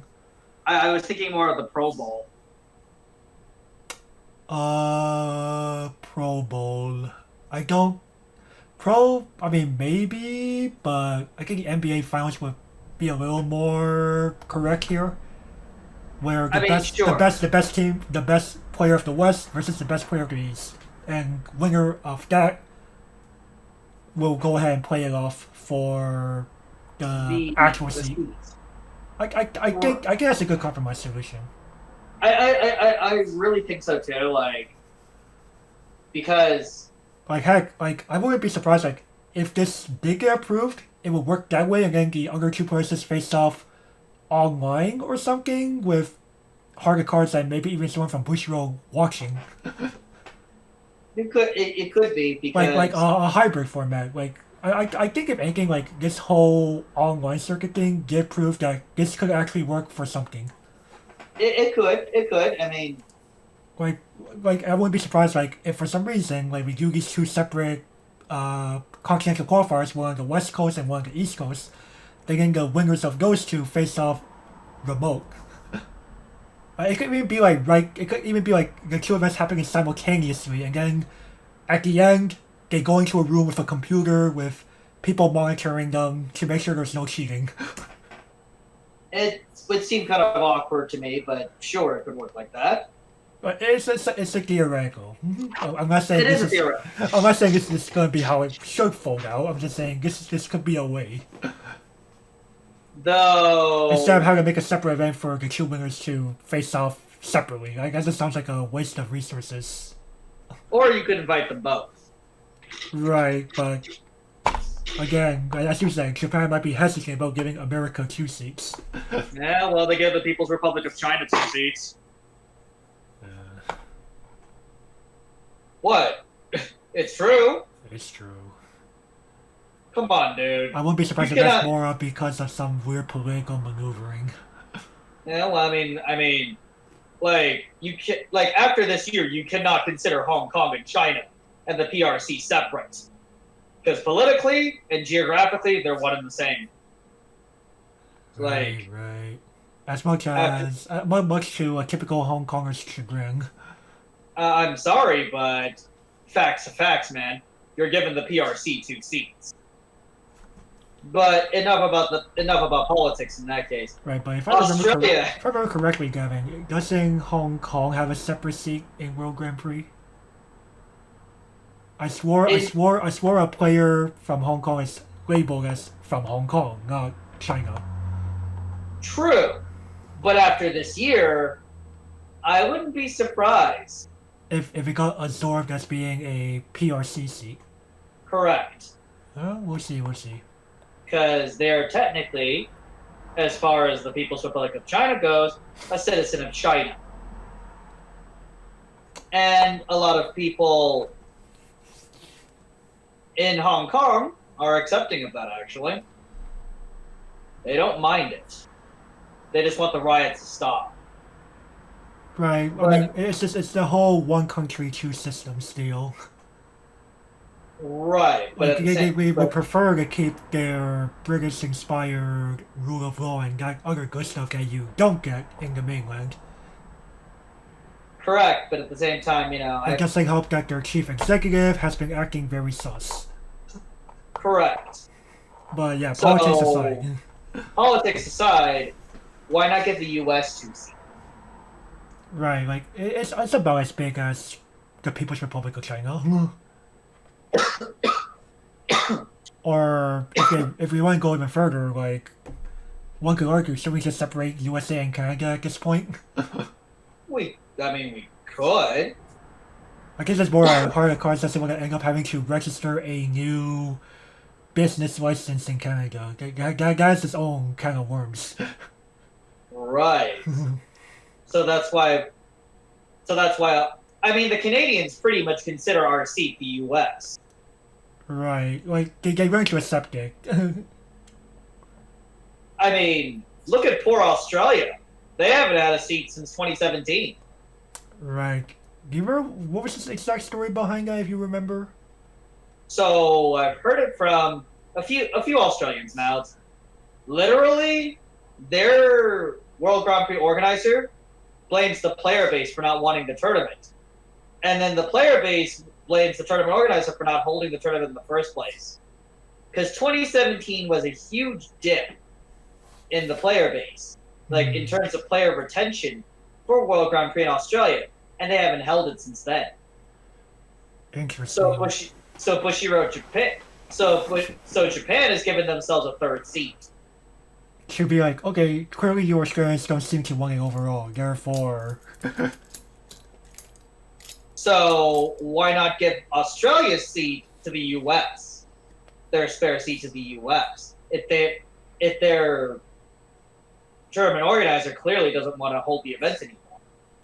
They're trying to change that in Australia, by the way. Yeah. They're trying to get their seat back. Yeah, well, hopefully, let's see what works out when things go back to the old ways. All right. But at the same time, I just go. It makes me scratch my head. It makes me scratch my head at this quote unquote replacement. Definitely. So, is this truly a proper replacement? Of course not. It really isn't. No, and the results of what's going on are still to be seen as of today. Yep. And moving from there, weighing the options. As mentioned previously, some local and regional jurisdictions throughout the North American continent did allow local game stores to open back up and operate as long as they followed safety procedures to minimize the spread of the novel coronavirus. Players who were able to go back to playing local tournaments and doing patronage at their local game stores were confused, to say the very least, upon reading the October 27, 2020 announcement that we mentioned earlier. And furthermore, some people have definitely voiced that it was irresponsible to move forward with holding any sort of event, period, amidst an ongoing pandemic. Okay, so I'm one of the people who simultaneously was like, here's my exact reaction to the October 27th announcement. Wait, what? We're actually holding the event. What in the actual fuck? Why? This is so irresponsible. We're in the middle of a bloody pandemic. I'm like, why are we holding this period? Wait a second. So, during the middle of work, I happened to run into the tournament organizer. And I asked him about the announcement. He was all like, wait, what? I was thinking, maybe we could hold this at the shop, despite Hotsy's orders to hold it online. I'm like, we've been playing at the shop for 6 weeks now, at that point. I simultaneously wanted to hold the event in person and say, fuck this altogether. Because that's how conflicted my emotions were at the time. Yeah. Like, I remember. I wanted to play in person. I also didn't want to play period. Mm-hmm. But in the end, it is quite irresponsible to hold the tournament in the middle of a pandemic. I'm sorry, but you guys can hold unofficial tournaments all day. Go ahead and hold your anime evos and other such things. Mm-hmm. But please, do not force the hand of official tournament holders to hold a tournament just because you want to in the middle of a pandemic. That is irresponsible of you. And you know it. Right now, before we get called hypocrites for actually participating anyway, we justify that because we're going to show that there's support for sanctioned events, period. Right. Like, there was a temptation to boycott. Don't get us wrong. There was a temptation to boycott the entire event. I strongly considered it. And we discussed it too. Amongst ourselves. The temptation was there. The temptation was there because how could they possibly hold an event? How could they possibly do that to the player base? Right. I get it. People are thirsty. Like the one thing that like okay, cool. It wasn't being held like in person. That was the real. Like, it wasn't being held in person, say, in California, as you mentioned, a hotbed for this coronavirus thing. Or, say, New York. Like, it wasn't held in person. Like, oh, if it was, then that was definitely a boycott. Well, the Californians couldn't participate to begin with. Right. And like, for some reason, they tried to, like, force a shop to open. Or like do it on the down low or something. They wouldn't. They wouldn't. No one in this state who runs a shop would dare. The able-bodied Californians would instead promote invasion. They would be forced to. And that would make things even worse for this pandemic overall. First off, that would make things worse for the pandemic. Second off, how could Luke justify forced invasion? Basically forced invasion. Like, I don't know about you, man. It would be utter bullcrap. Right, like, and you've heard us on our primer on the World Grand Prix grievances with Harry Carson World Grand Prix Scrabble episode, where we were just simply going, yeah, let's just stay with the stay off my lawn policy. Like, I'm just going, that would be utter bullcrap to see Californians being like, look, man, we had no other choice. No, you had a choice. You could have stayed the fuck away. You could have stayed home. This is the middle of a pandemic, man. Right. Now, I would argue that a wide majority of players here in California would abide by travel restrictions and simply, not go. If such a thing were to happen. I trust my local player base here to be responsible overall.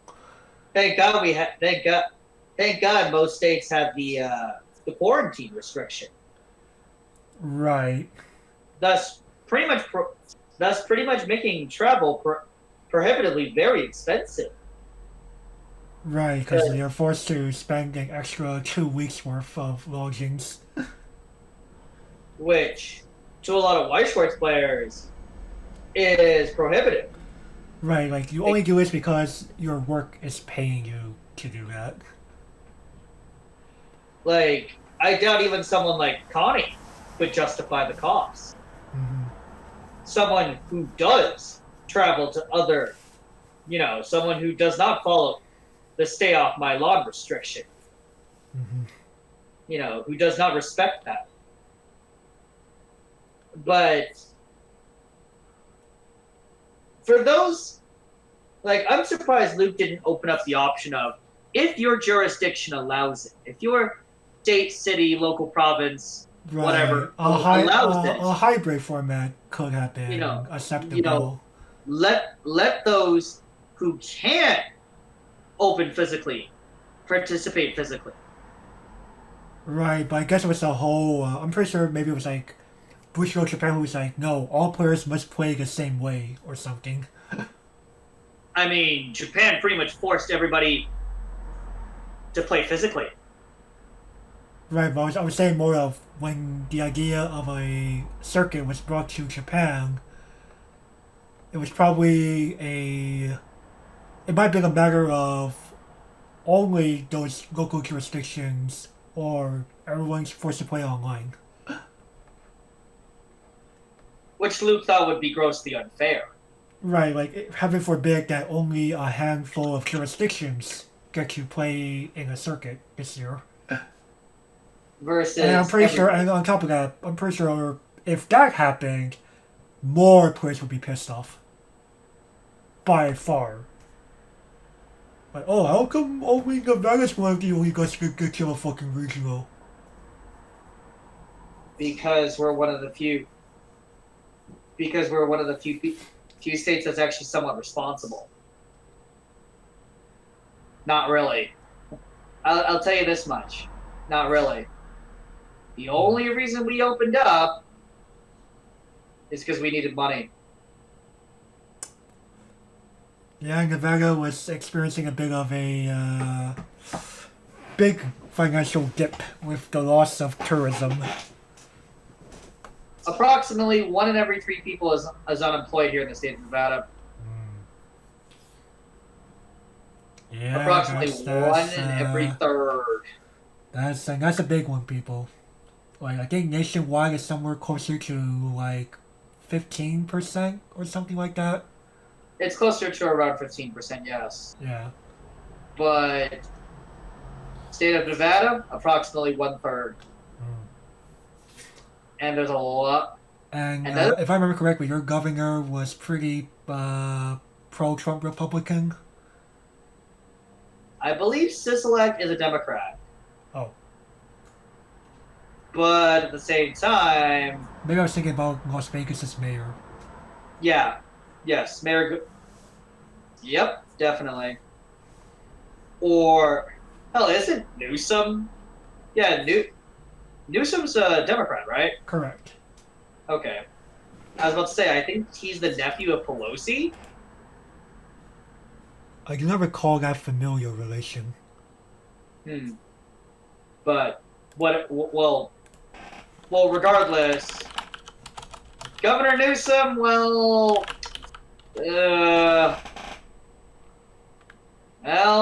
I think he's doing a better job than Sisolak is. But regardless, the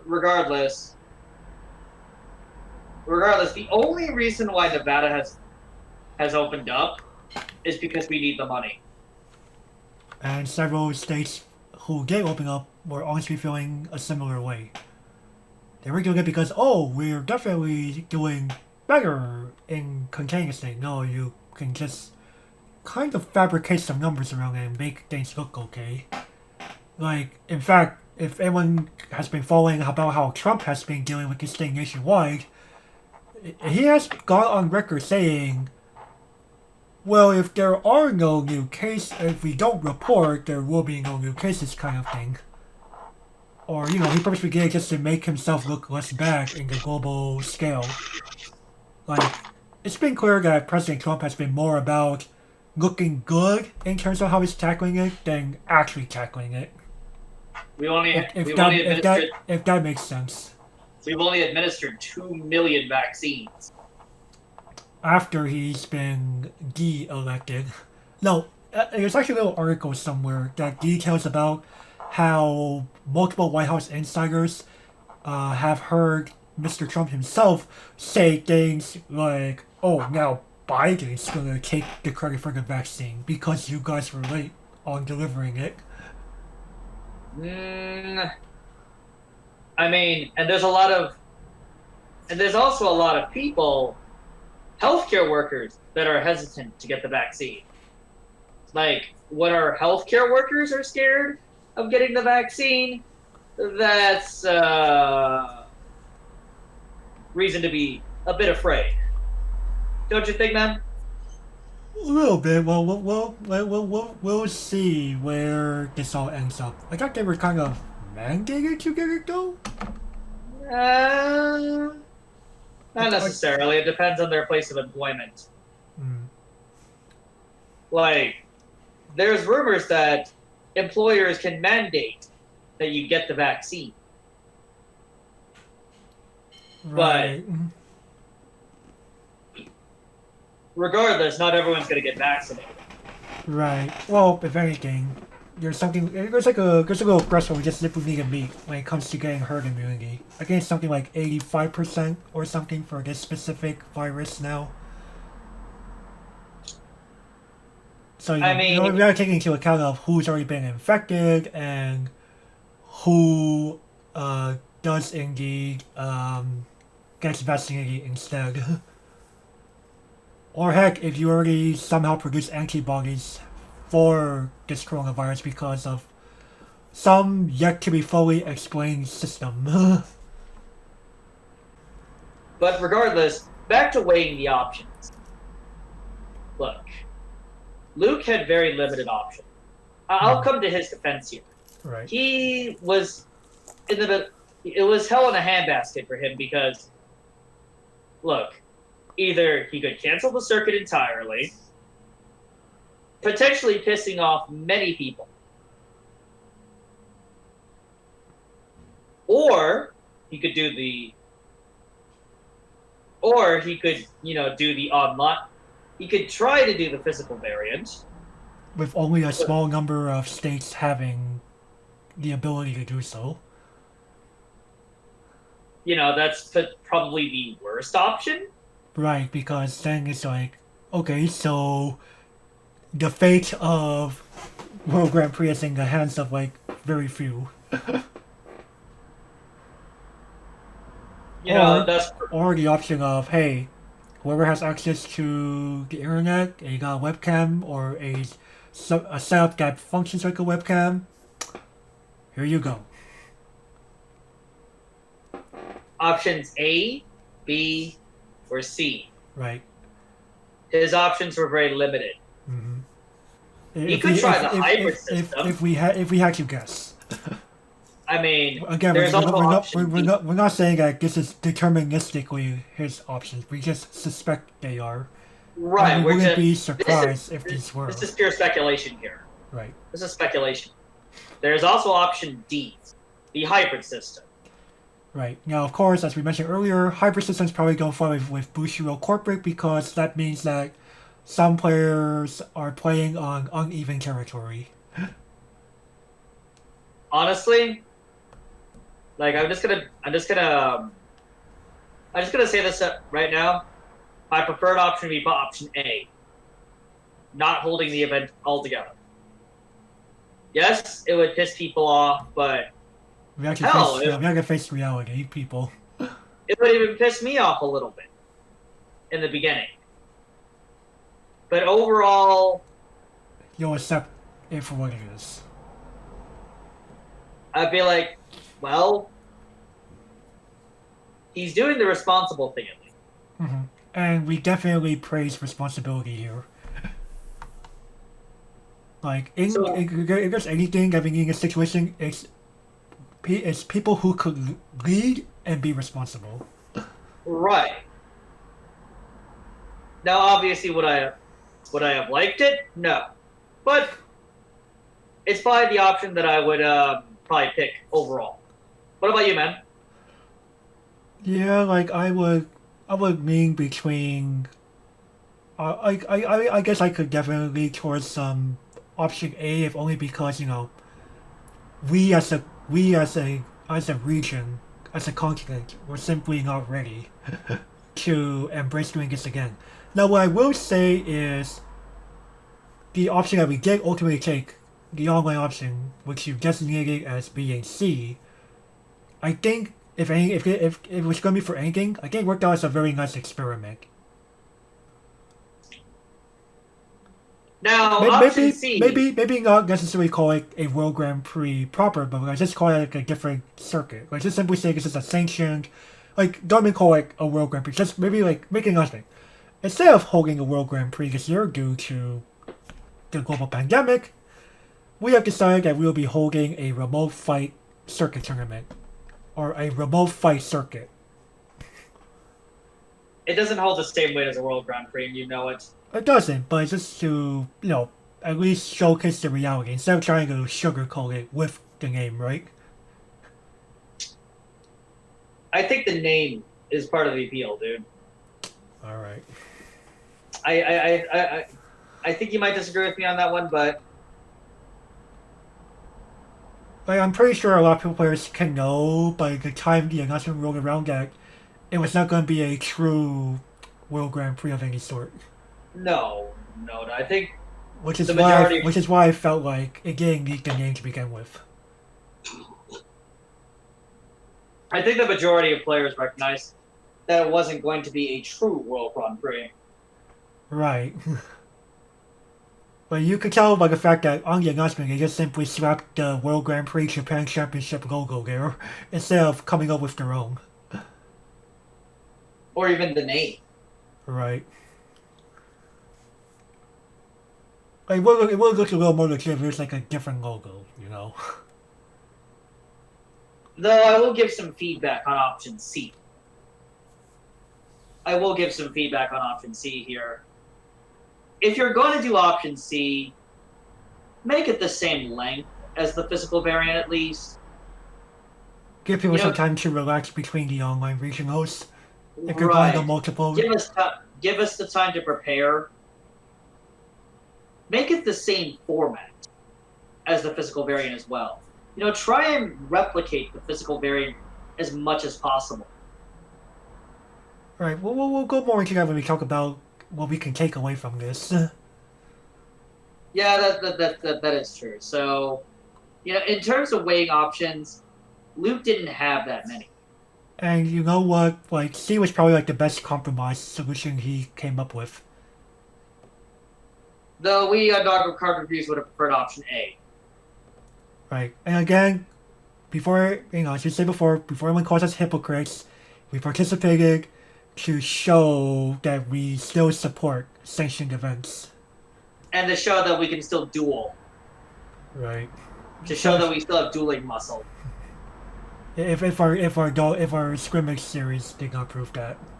Oh well, I mean. All right. Next. Alright, yep, last but not least. So, you've heard us mention quite a bit of negative things about August, but, all at the end, can we really say, was it really all bad though? Well, we have definitely voiced a lot of negative opinions about how the online North American World Grand Prix circuit of 2020 went. It definitely was not all bad. In fact, here are some positive takeaways. The fact that a circuit happened in some foreign period. The online format offered an opportunity for interested players who would otherwise be unable to attend due to travel obstacles to compete or maybe conflicts with work or something, anything like that. And the event organizers chose to be more lenient with the time limits, so decks that would otherwise result in a high frequency of double losses had a chance to see success. A big example of this would be Blue Heavy Charlotte. The last point, that was one of the big takeaways from this event. That's something I really, really liked. Basically, the elimination of time limit gameplay. Right, so for those who don't know, typically in World Grand Prix and other sanctioned boost road events, you have exactly 30 minutes from when time starts to finish one game of Weiss Schwarz with your opponent. And if you fail to finish a game by that point, you and your opponent both receive a loss. No questions asked. Yep. It's to prevent collusion. It's to prevent collusion and other things. It's mainly to prevent collusion. And it's also to minimize the success of decks that just simply play to stall out. Like, we do not want a modern take on Starduster Little Busters. Or ZNT. or that. But for the online circuit, Hard Car said, okay, we get that, first I get it because, hey, it's the internet's not perfect, people's connections can just simply go to crap. And that's fine. It happens. It happened to Soul Sleeper. Mm-hmm. Like, sometimes someone's camera is lagging stupidly terribly and you just have trouble comprehending what's happening with your opponent. That's fine. And because of this, the leniency was basically, okay, we prefer people to be done by the 45-minute mark. If you're not done by then, we'll check in on you, give you another 5 minutes. If you're not done by that additional 5 minutes, we're going to come in and see if we need to take any further action. 50 minutes. That's long enough for even something like Blue Heavy Charlotte to finish a game. Right, like... It's just, it was definitely a very nice, it was definitely a good thing, It's just cool to see Charlotte pop up, period. Like, I think if this didn't happen, we would not be seeing Charlotte in the numbers it had, period, throughout the circuit. No, of course not. Because many people who have played this deck, or even sat down to theory crafting, will know, yeah, this deck's most likely going to time. In fact, the deck's biggest weakness is going to time. That's like the one thing holding it. That's like the one thing holding it back, really. The fact that there's a time limit. There's a reason why you don't see Charlotte everywhere. Right. Like, sure, you see it pop up, but you actually know what you're really doing to play within 30 minutes in that kind of deck. Otherwise, you're playing with fire. Right. And, the fact that people were allowed to attend without having to leave the house and travel somewhere, that was very nice of them. As we mentioned, maybe it only takes Gavin 10 to 15 minutes to go to his qualifier, but it will take me about an hour on some days. Because LOL Bay Area traffic. But then, that's just at the local level. And then we have the national level. Right. Well, like as we mentioned before, the fact that you can be out here in California or Nevada or even Alaska or Hawaii and attend without having to fork over hundreds or even over $1,000 to play at the continental level was a really good thing. I like the increased opportunity overall.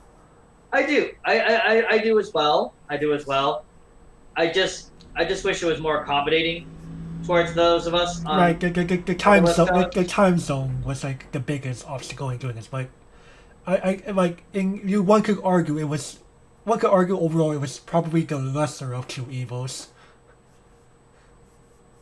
True, it was either that or Gavin may not agree, but for most people, the time zone difference is probably the lesser of two evils. it was either that or not attend. Period. All right. And you know what? Like, I think overall, I think most players were just glad that this thing happened. Period, and that they were able to compete with some kind of incentive out there. A randomized prize, but hey, we'll see what happens when maybe by the time this goes up, something actually happened with those prizes. I really hope so because, ugh. But yeah, I think overall, like the option that Heart of Cards went with, while it was definitely not the best option, it definitely served, if anything, to be a little experiment to see how an online sanctioned format would do. And I think overall, Gavin and I can both attest that it went pretty smooth. It went better than I thought it would. Right. I thought it would be a complete dumpster fire, to be honest. Oh man. I thought it'd be a complete dumpster fire, man. But yeah, as people who've attended can tell you, yeah, everything went pretty smooth. People still got to, chat in a relatively safe environment. Maybe for the most part, yes. I don't know about Gavin's personal experience, but as I said, my server allowed for any emotes to be used there, so you had Nitro, you got to go nuts. Unfortunately, we were restricted. Okay, so no, even if you had Nitro, LOL, no. Nope. And Harder Cards felt the same way. They didn't want people to send images directly. They didn't want to send. They were afraid that people were gonna post inappropriate emoji. So we were stuck to using the default Discord emoji as a result. So whenever the Harder Cards Discord message how's time looking, someone would keep reacting with a clock emoji. No, I'm wouldn't be surprised if Harder Cards gone them hey, please don't do that. That's rude. I mean, it works. It works, but I'm pretty sure Harder Cards. They got annoyed after a while. They would prefer that people keep things as safe and wholesome as possible. So I'll say a little quick anecdote here. Someone asked, "Hey, what are y'all drinking during this event?" And someone said bleach. Oof. And the person, one of the people at Hard Cards came in and said, "Let's respect ourselves, people. Please do not drink bleach or other harmful substances." Lamau. And someone told me in a different message well yeah, of course they care, because if someone died mid-round, no one will really know until way after. I was about to say yeah, let's not drink some bleach, man. Let's again, people, please play responsibly. Do not make things harder for your online tournament hosts by going unconscious or possibly dead in the middle of a tournament. And we don't want to attend your funeral as the Weiss Schwarz community that early.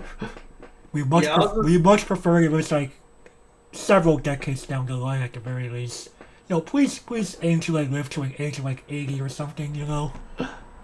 I mean, if you have to summon the ambulance. If there is a medical emergency during the middle of a tournament, please PM your host. Once you are in a safe spot, of course. Of course. Call 911 call 911. At least alert your tournament host saying that, yeah, I have a medical emergency, I'm calling 911 now. Drop me now. Or if anything, maybe your opponent who you were playing with when it happened can be the responsible one when you can't. Right. Because your priority should be getting yourself safe first. Yes, call 911, get in the ambulance, get to the hospital immediately. Right. Why? Luckily, that didn't happen, but should it happen, there you go. We at Double Card Review strive for being responsible players to make sure that events run smoothly, even if we are the ones possibly causing a disturbance. Yeah. As someone who's been to the hospital multiple times, yeah, please be responsible. But yeah, all in all, like... Was it really bad, though? Okay. Something happened. Yeah. Okay. The online format did introduce many players who wouldn't normally go a chance at nationals. That first sip. Mm-hmm. When I first had my shot at nationals, man, you know what? This is gonna seem purely anecdotal, but I thought I was invincible. There was a chance that, had I not lost in the Super 16 my first time around, man. But hey, sometimes we need that humbling loss for success in the long term, right? I'd be a very different player now if I had won that nationals in 2017. I feel it. I'd be a very different player. I think I'd be far more arrogant. I think I'd be far more arrogant. And you would need a humbling loss at some point. Like sometimes we just need to be brought back down to earth in reality. Yeah, I think my career would have ended early if I had won that tournament. I'd have been like, this game's too easy. I'm going back to Magic. Peace out, bitches. Oh man, if that happened, there probably wouldn't be a Double Card Reviews. Nope, this whole thing wouldn't have happened. But I'm kind of glad it happened. I'm kind of glad that loss happened. Like that's the thing. Like, you may learn one lesson in victory, but you could learn up to 1,000 in defeat. Yep. It wasn't a play lesson that I learned of that defeat. And it was more of a humbling experience overall. Right. But regardless, am I glad overall that it happened? You know what? It's the second best option. I'll say this much. It's the second best option. That was more than acceptable in the long run. It's hypocritical. It's hypocritical that I played altogether.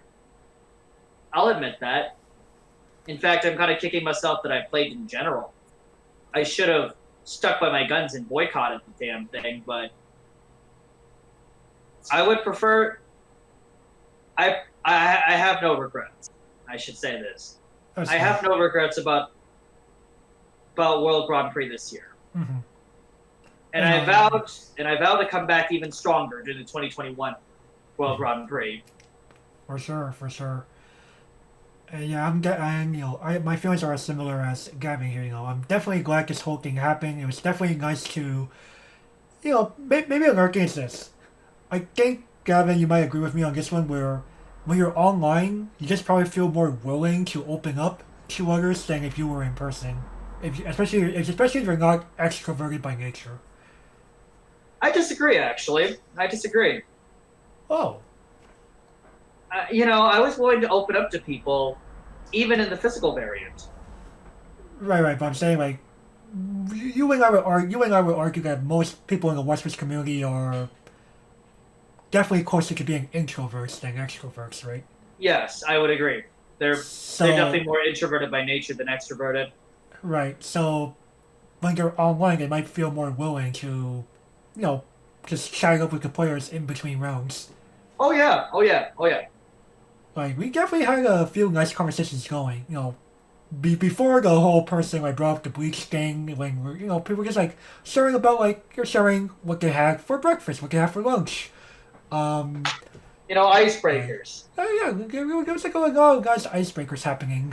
and in my own local regional server, like maybe if we already knew each other, or maybe we didn't know each other that well, it was just nice to like see people do things like just like reacting with different emojis that they have access to if they have Nitro. Like I think on one of the reactions, right, when someone was like someone got pinged, when like two players got pinged for like the third time that round for like taking too long. I think that their message had both a surprise Pikachu and the surprise Raichu emote I used as a reaction. Raichu gasp. Yeah, Raichu gasp. I don't know. I prefer surprise Raichu over surprise Pikachu at this point. But yeah, it was just very nice to like break the ice with emoji interactions, questions of just conversation starters about food and drinks and hobbies and just other stuff like that, or like other Bushido characters they play. Like for example, when you were actually in the Continental Qualifier Discord server, there was a free play area, and I semi-jokingly said, okay, because I remember the same time they announced that they're going to do a Rebirth for You World Grand Prix that I also participating in, and I semi-jokingly said, alright, Rebirth for You World Grand Prix playtesting room. Lamau. And Target Cards actually approved. They're like, oh yeah, definitely, go ahead and play Rebirth for You here. What? Well, for free play. Oh, okay. I was about to say, man. Like, what? No, free play opens up after someone gets 2 losses because they gotta do something somewhere when people are still playing at it, right? Right. Unfortunately, someone also tried to propose playing Victory Spark, and Target Cards was like, let's make sure we play games that are still in circulation. Dang. It was basically the short answer. Dang. Holy shit, what? Yeah, someone really wanted to play that Victory Spark, I'll just say that much. I feel bad for them. At least no one said let's play Chaos or let's play Buddy Fight. Oh no. Both of those are dead, man. Those are dead games. I know, unfortunate. But I'm just glad like the online environment definitely opened up opportunities for like a new form of community interaction. They just no. like I don't know about you, Gavin, but maybe like I'm definitely sure you've seen some pretty silent people who kept to themselves a lot at both your own regional and the Continental Qualifier in Rochester. I will say that much, yes. Mm-hmm. Especially. Though I met a lot of cool people. I've met a lot of cool people throughout my journey. Oh yeah, definitely, for sure. I've become from relative anon to people recognize me. People legitimately recognize me at nationals now.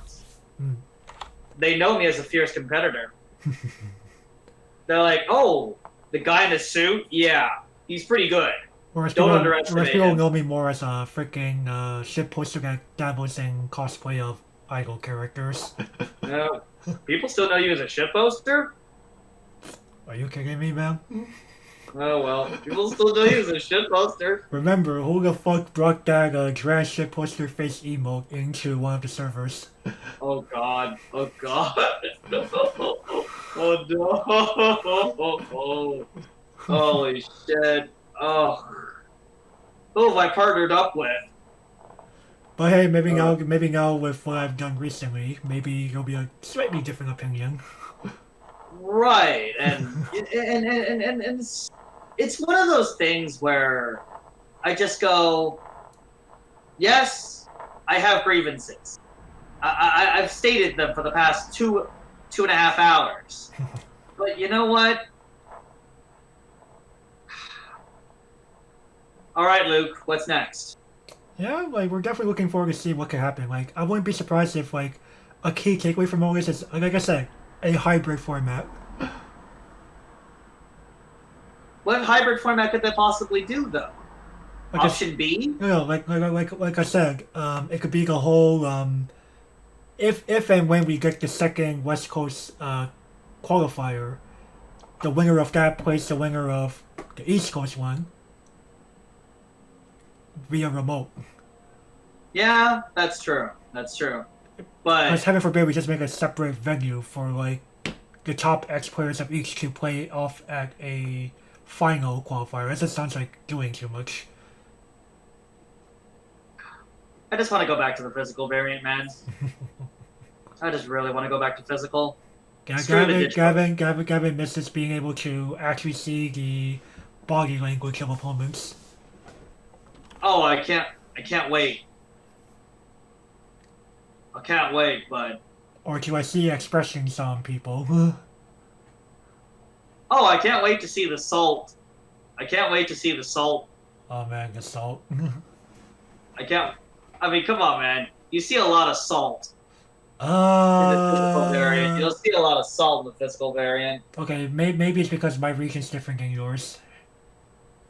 Almost no one I play against will like leave the table in frustration after losing to me or something.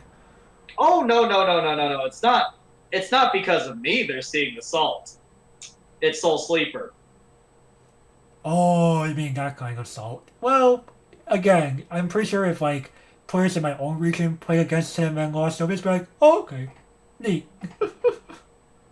And they just kind of like, have a little chuckle about it. Like, oh, hey guys, guess what? I lost to insert Magman idea from Soul Sweeper here.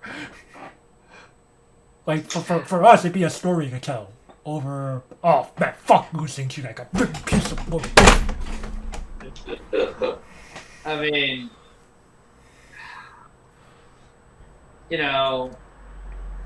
I'll say this much: half of my actions in this game are driven by him. That's fair. And I can actually acknowledge this. Actually, over half my actions. Actually, I'd say closer to 70%. That's debatable, but you'll probably have to tell me more at some other point. Yeah, I probably will at this point, but in terms of was it really all that bad though? No, yeah. I'm just ranting. Gavin's kind of like Gavin's basically being a back in my day old man now.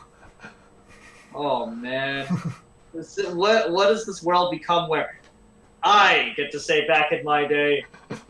That's actually. I haven't played this game for that long. He is saying I'm the old man between the two of us. Oh, that's kind of sad. Like I played through more WGP circuits than Gavin. He's just been through more continental qualifiers than I have. Oh, hey. I'm just going, I'm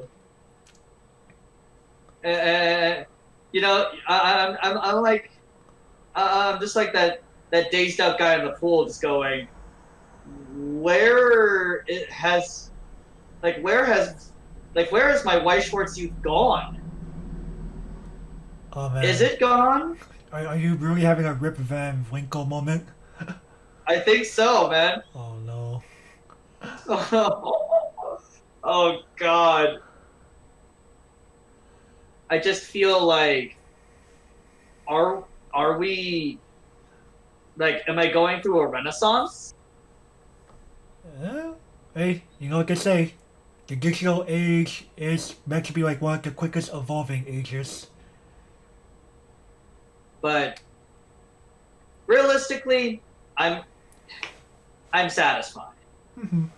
We're definitely glad that we attended. We're definitely glad that this all happened. We're definitely glad that players got an opportunity to have a taste of what playing competitively is like when they were otherwise unable to go. Should we have done this in the actual local game stores that we would have been doing this in?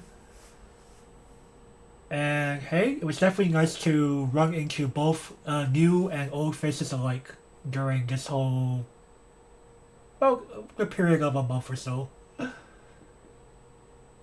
Better than nothing. Very okay. Yeah, again, we're definitely very glad to have attended, and seeing that Harder Cards has definitely worked very hard to get this all running. And we definitely look forward to see what they have in store for us this coming year, whether it be another version of this or something else. We'll see what happens.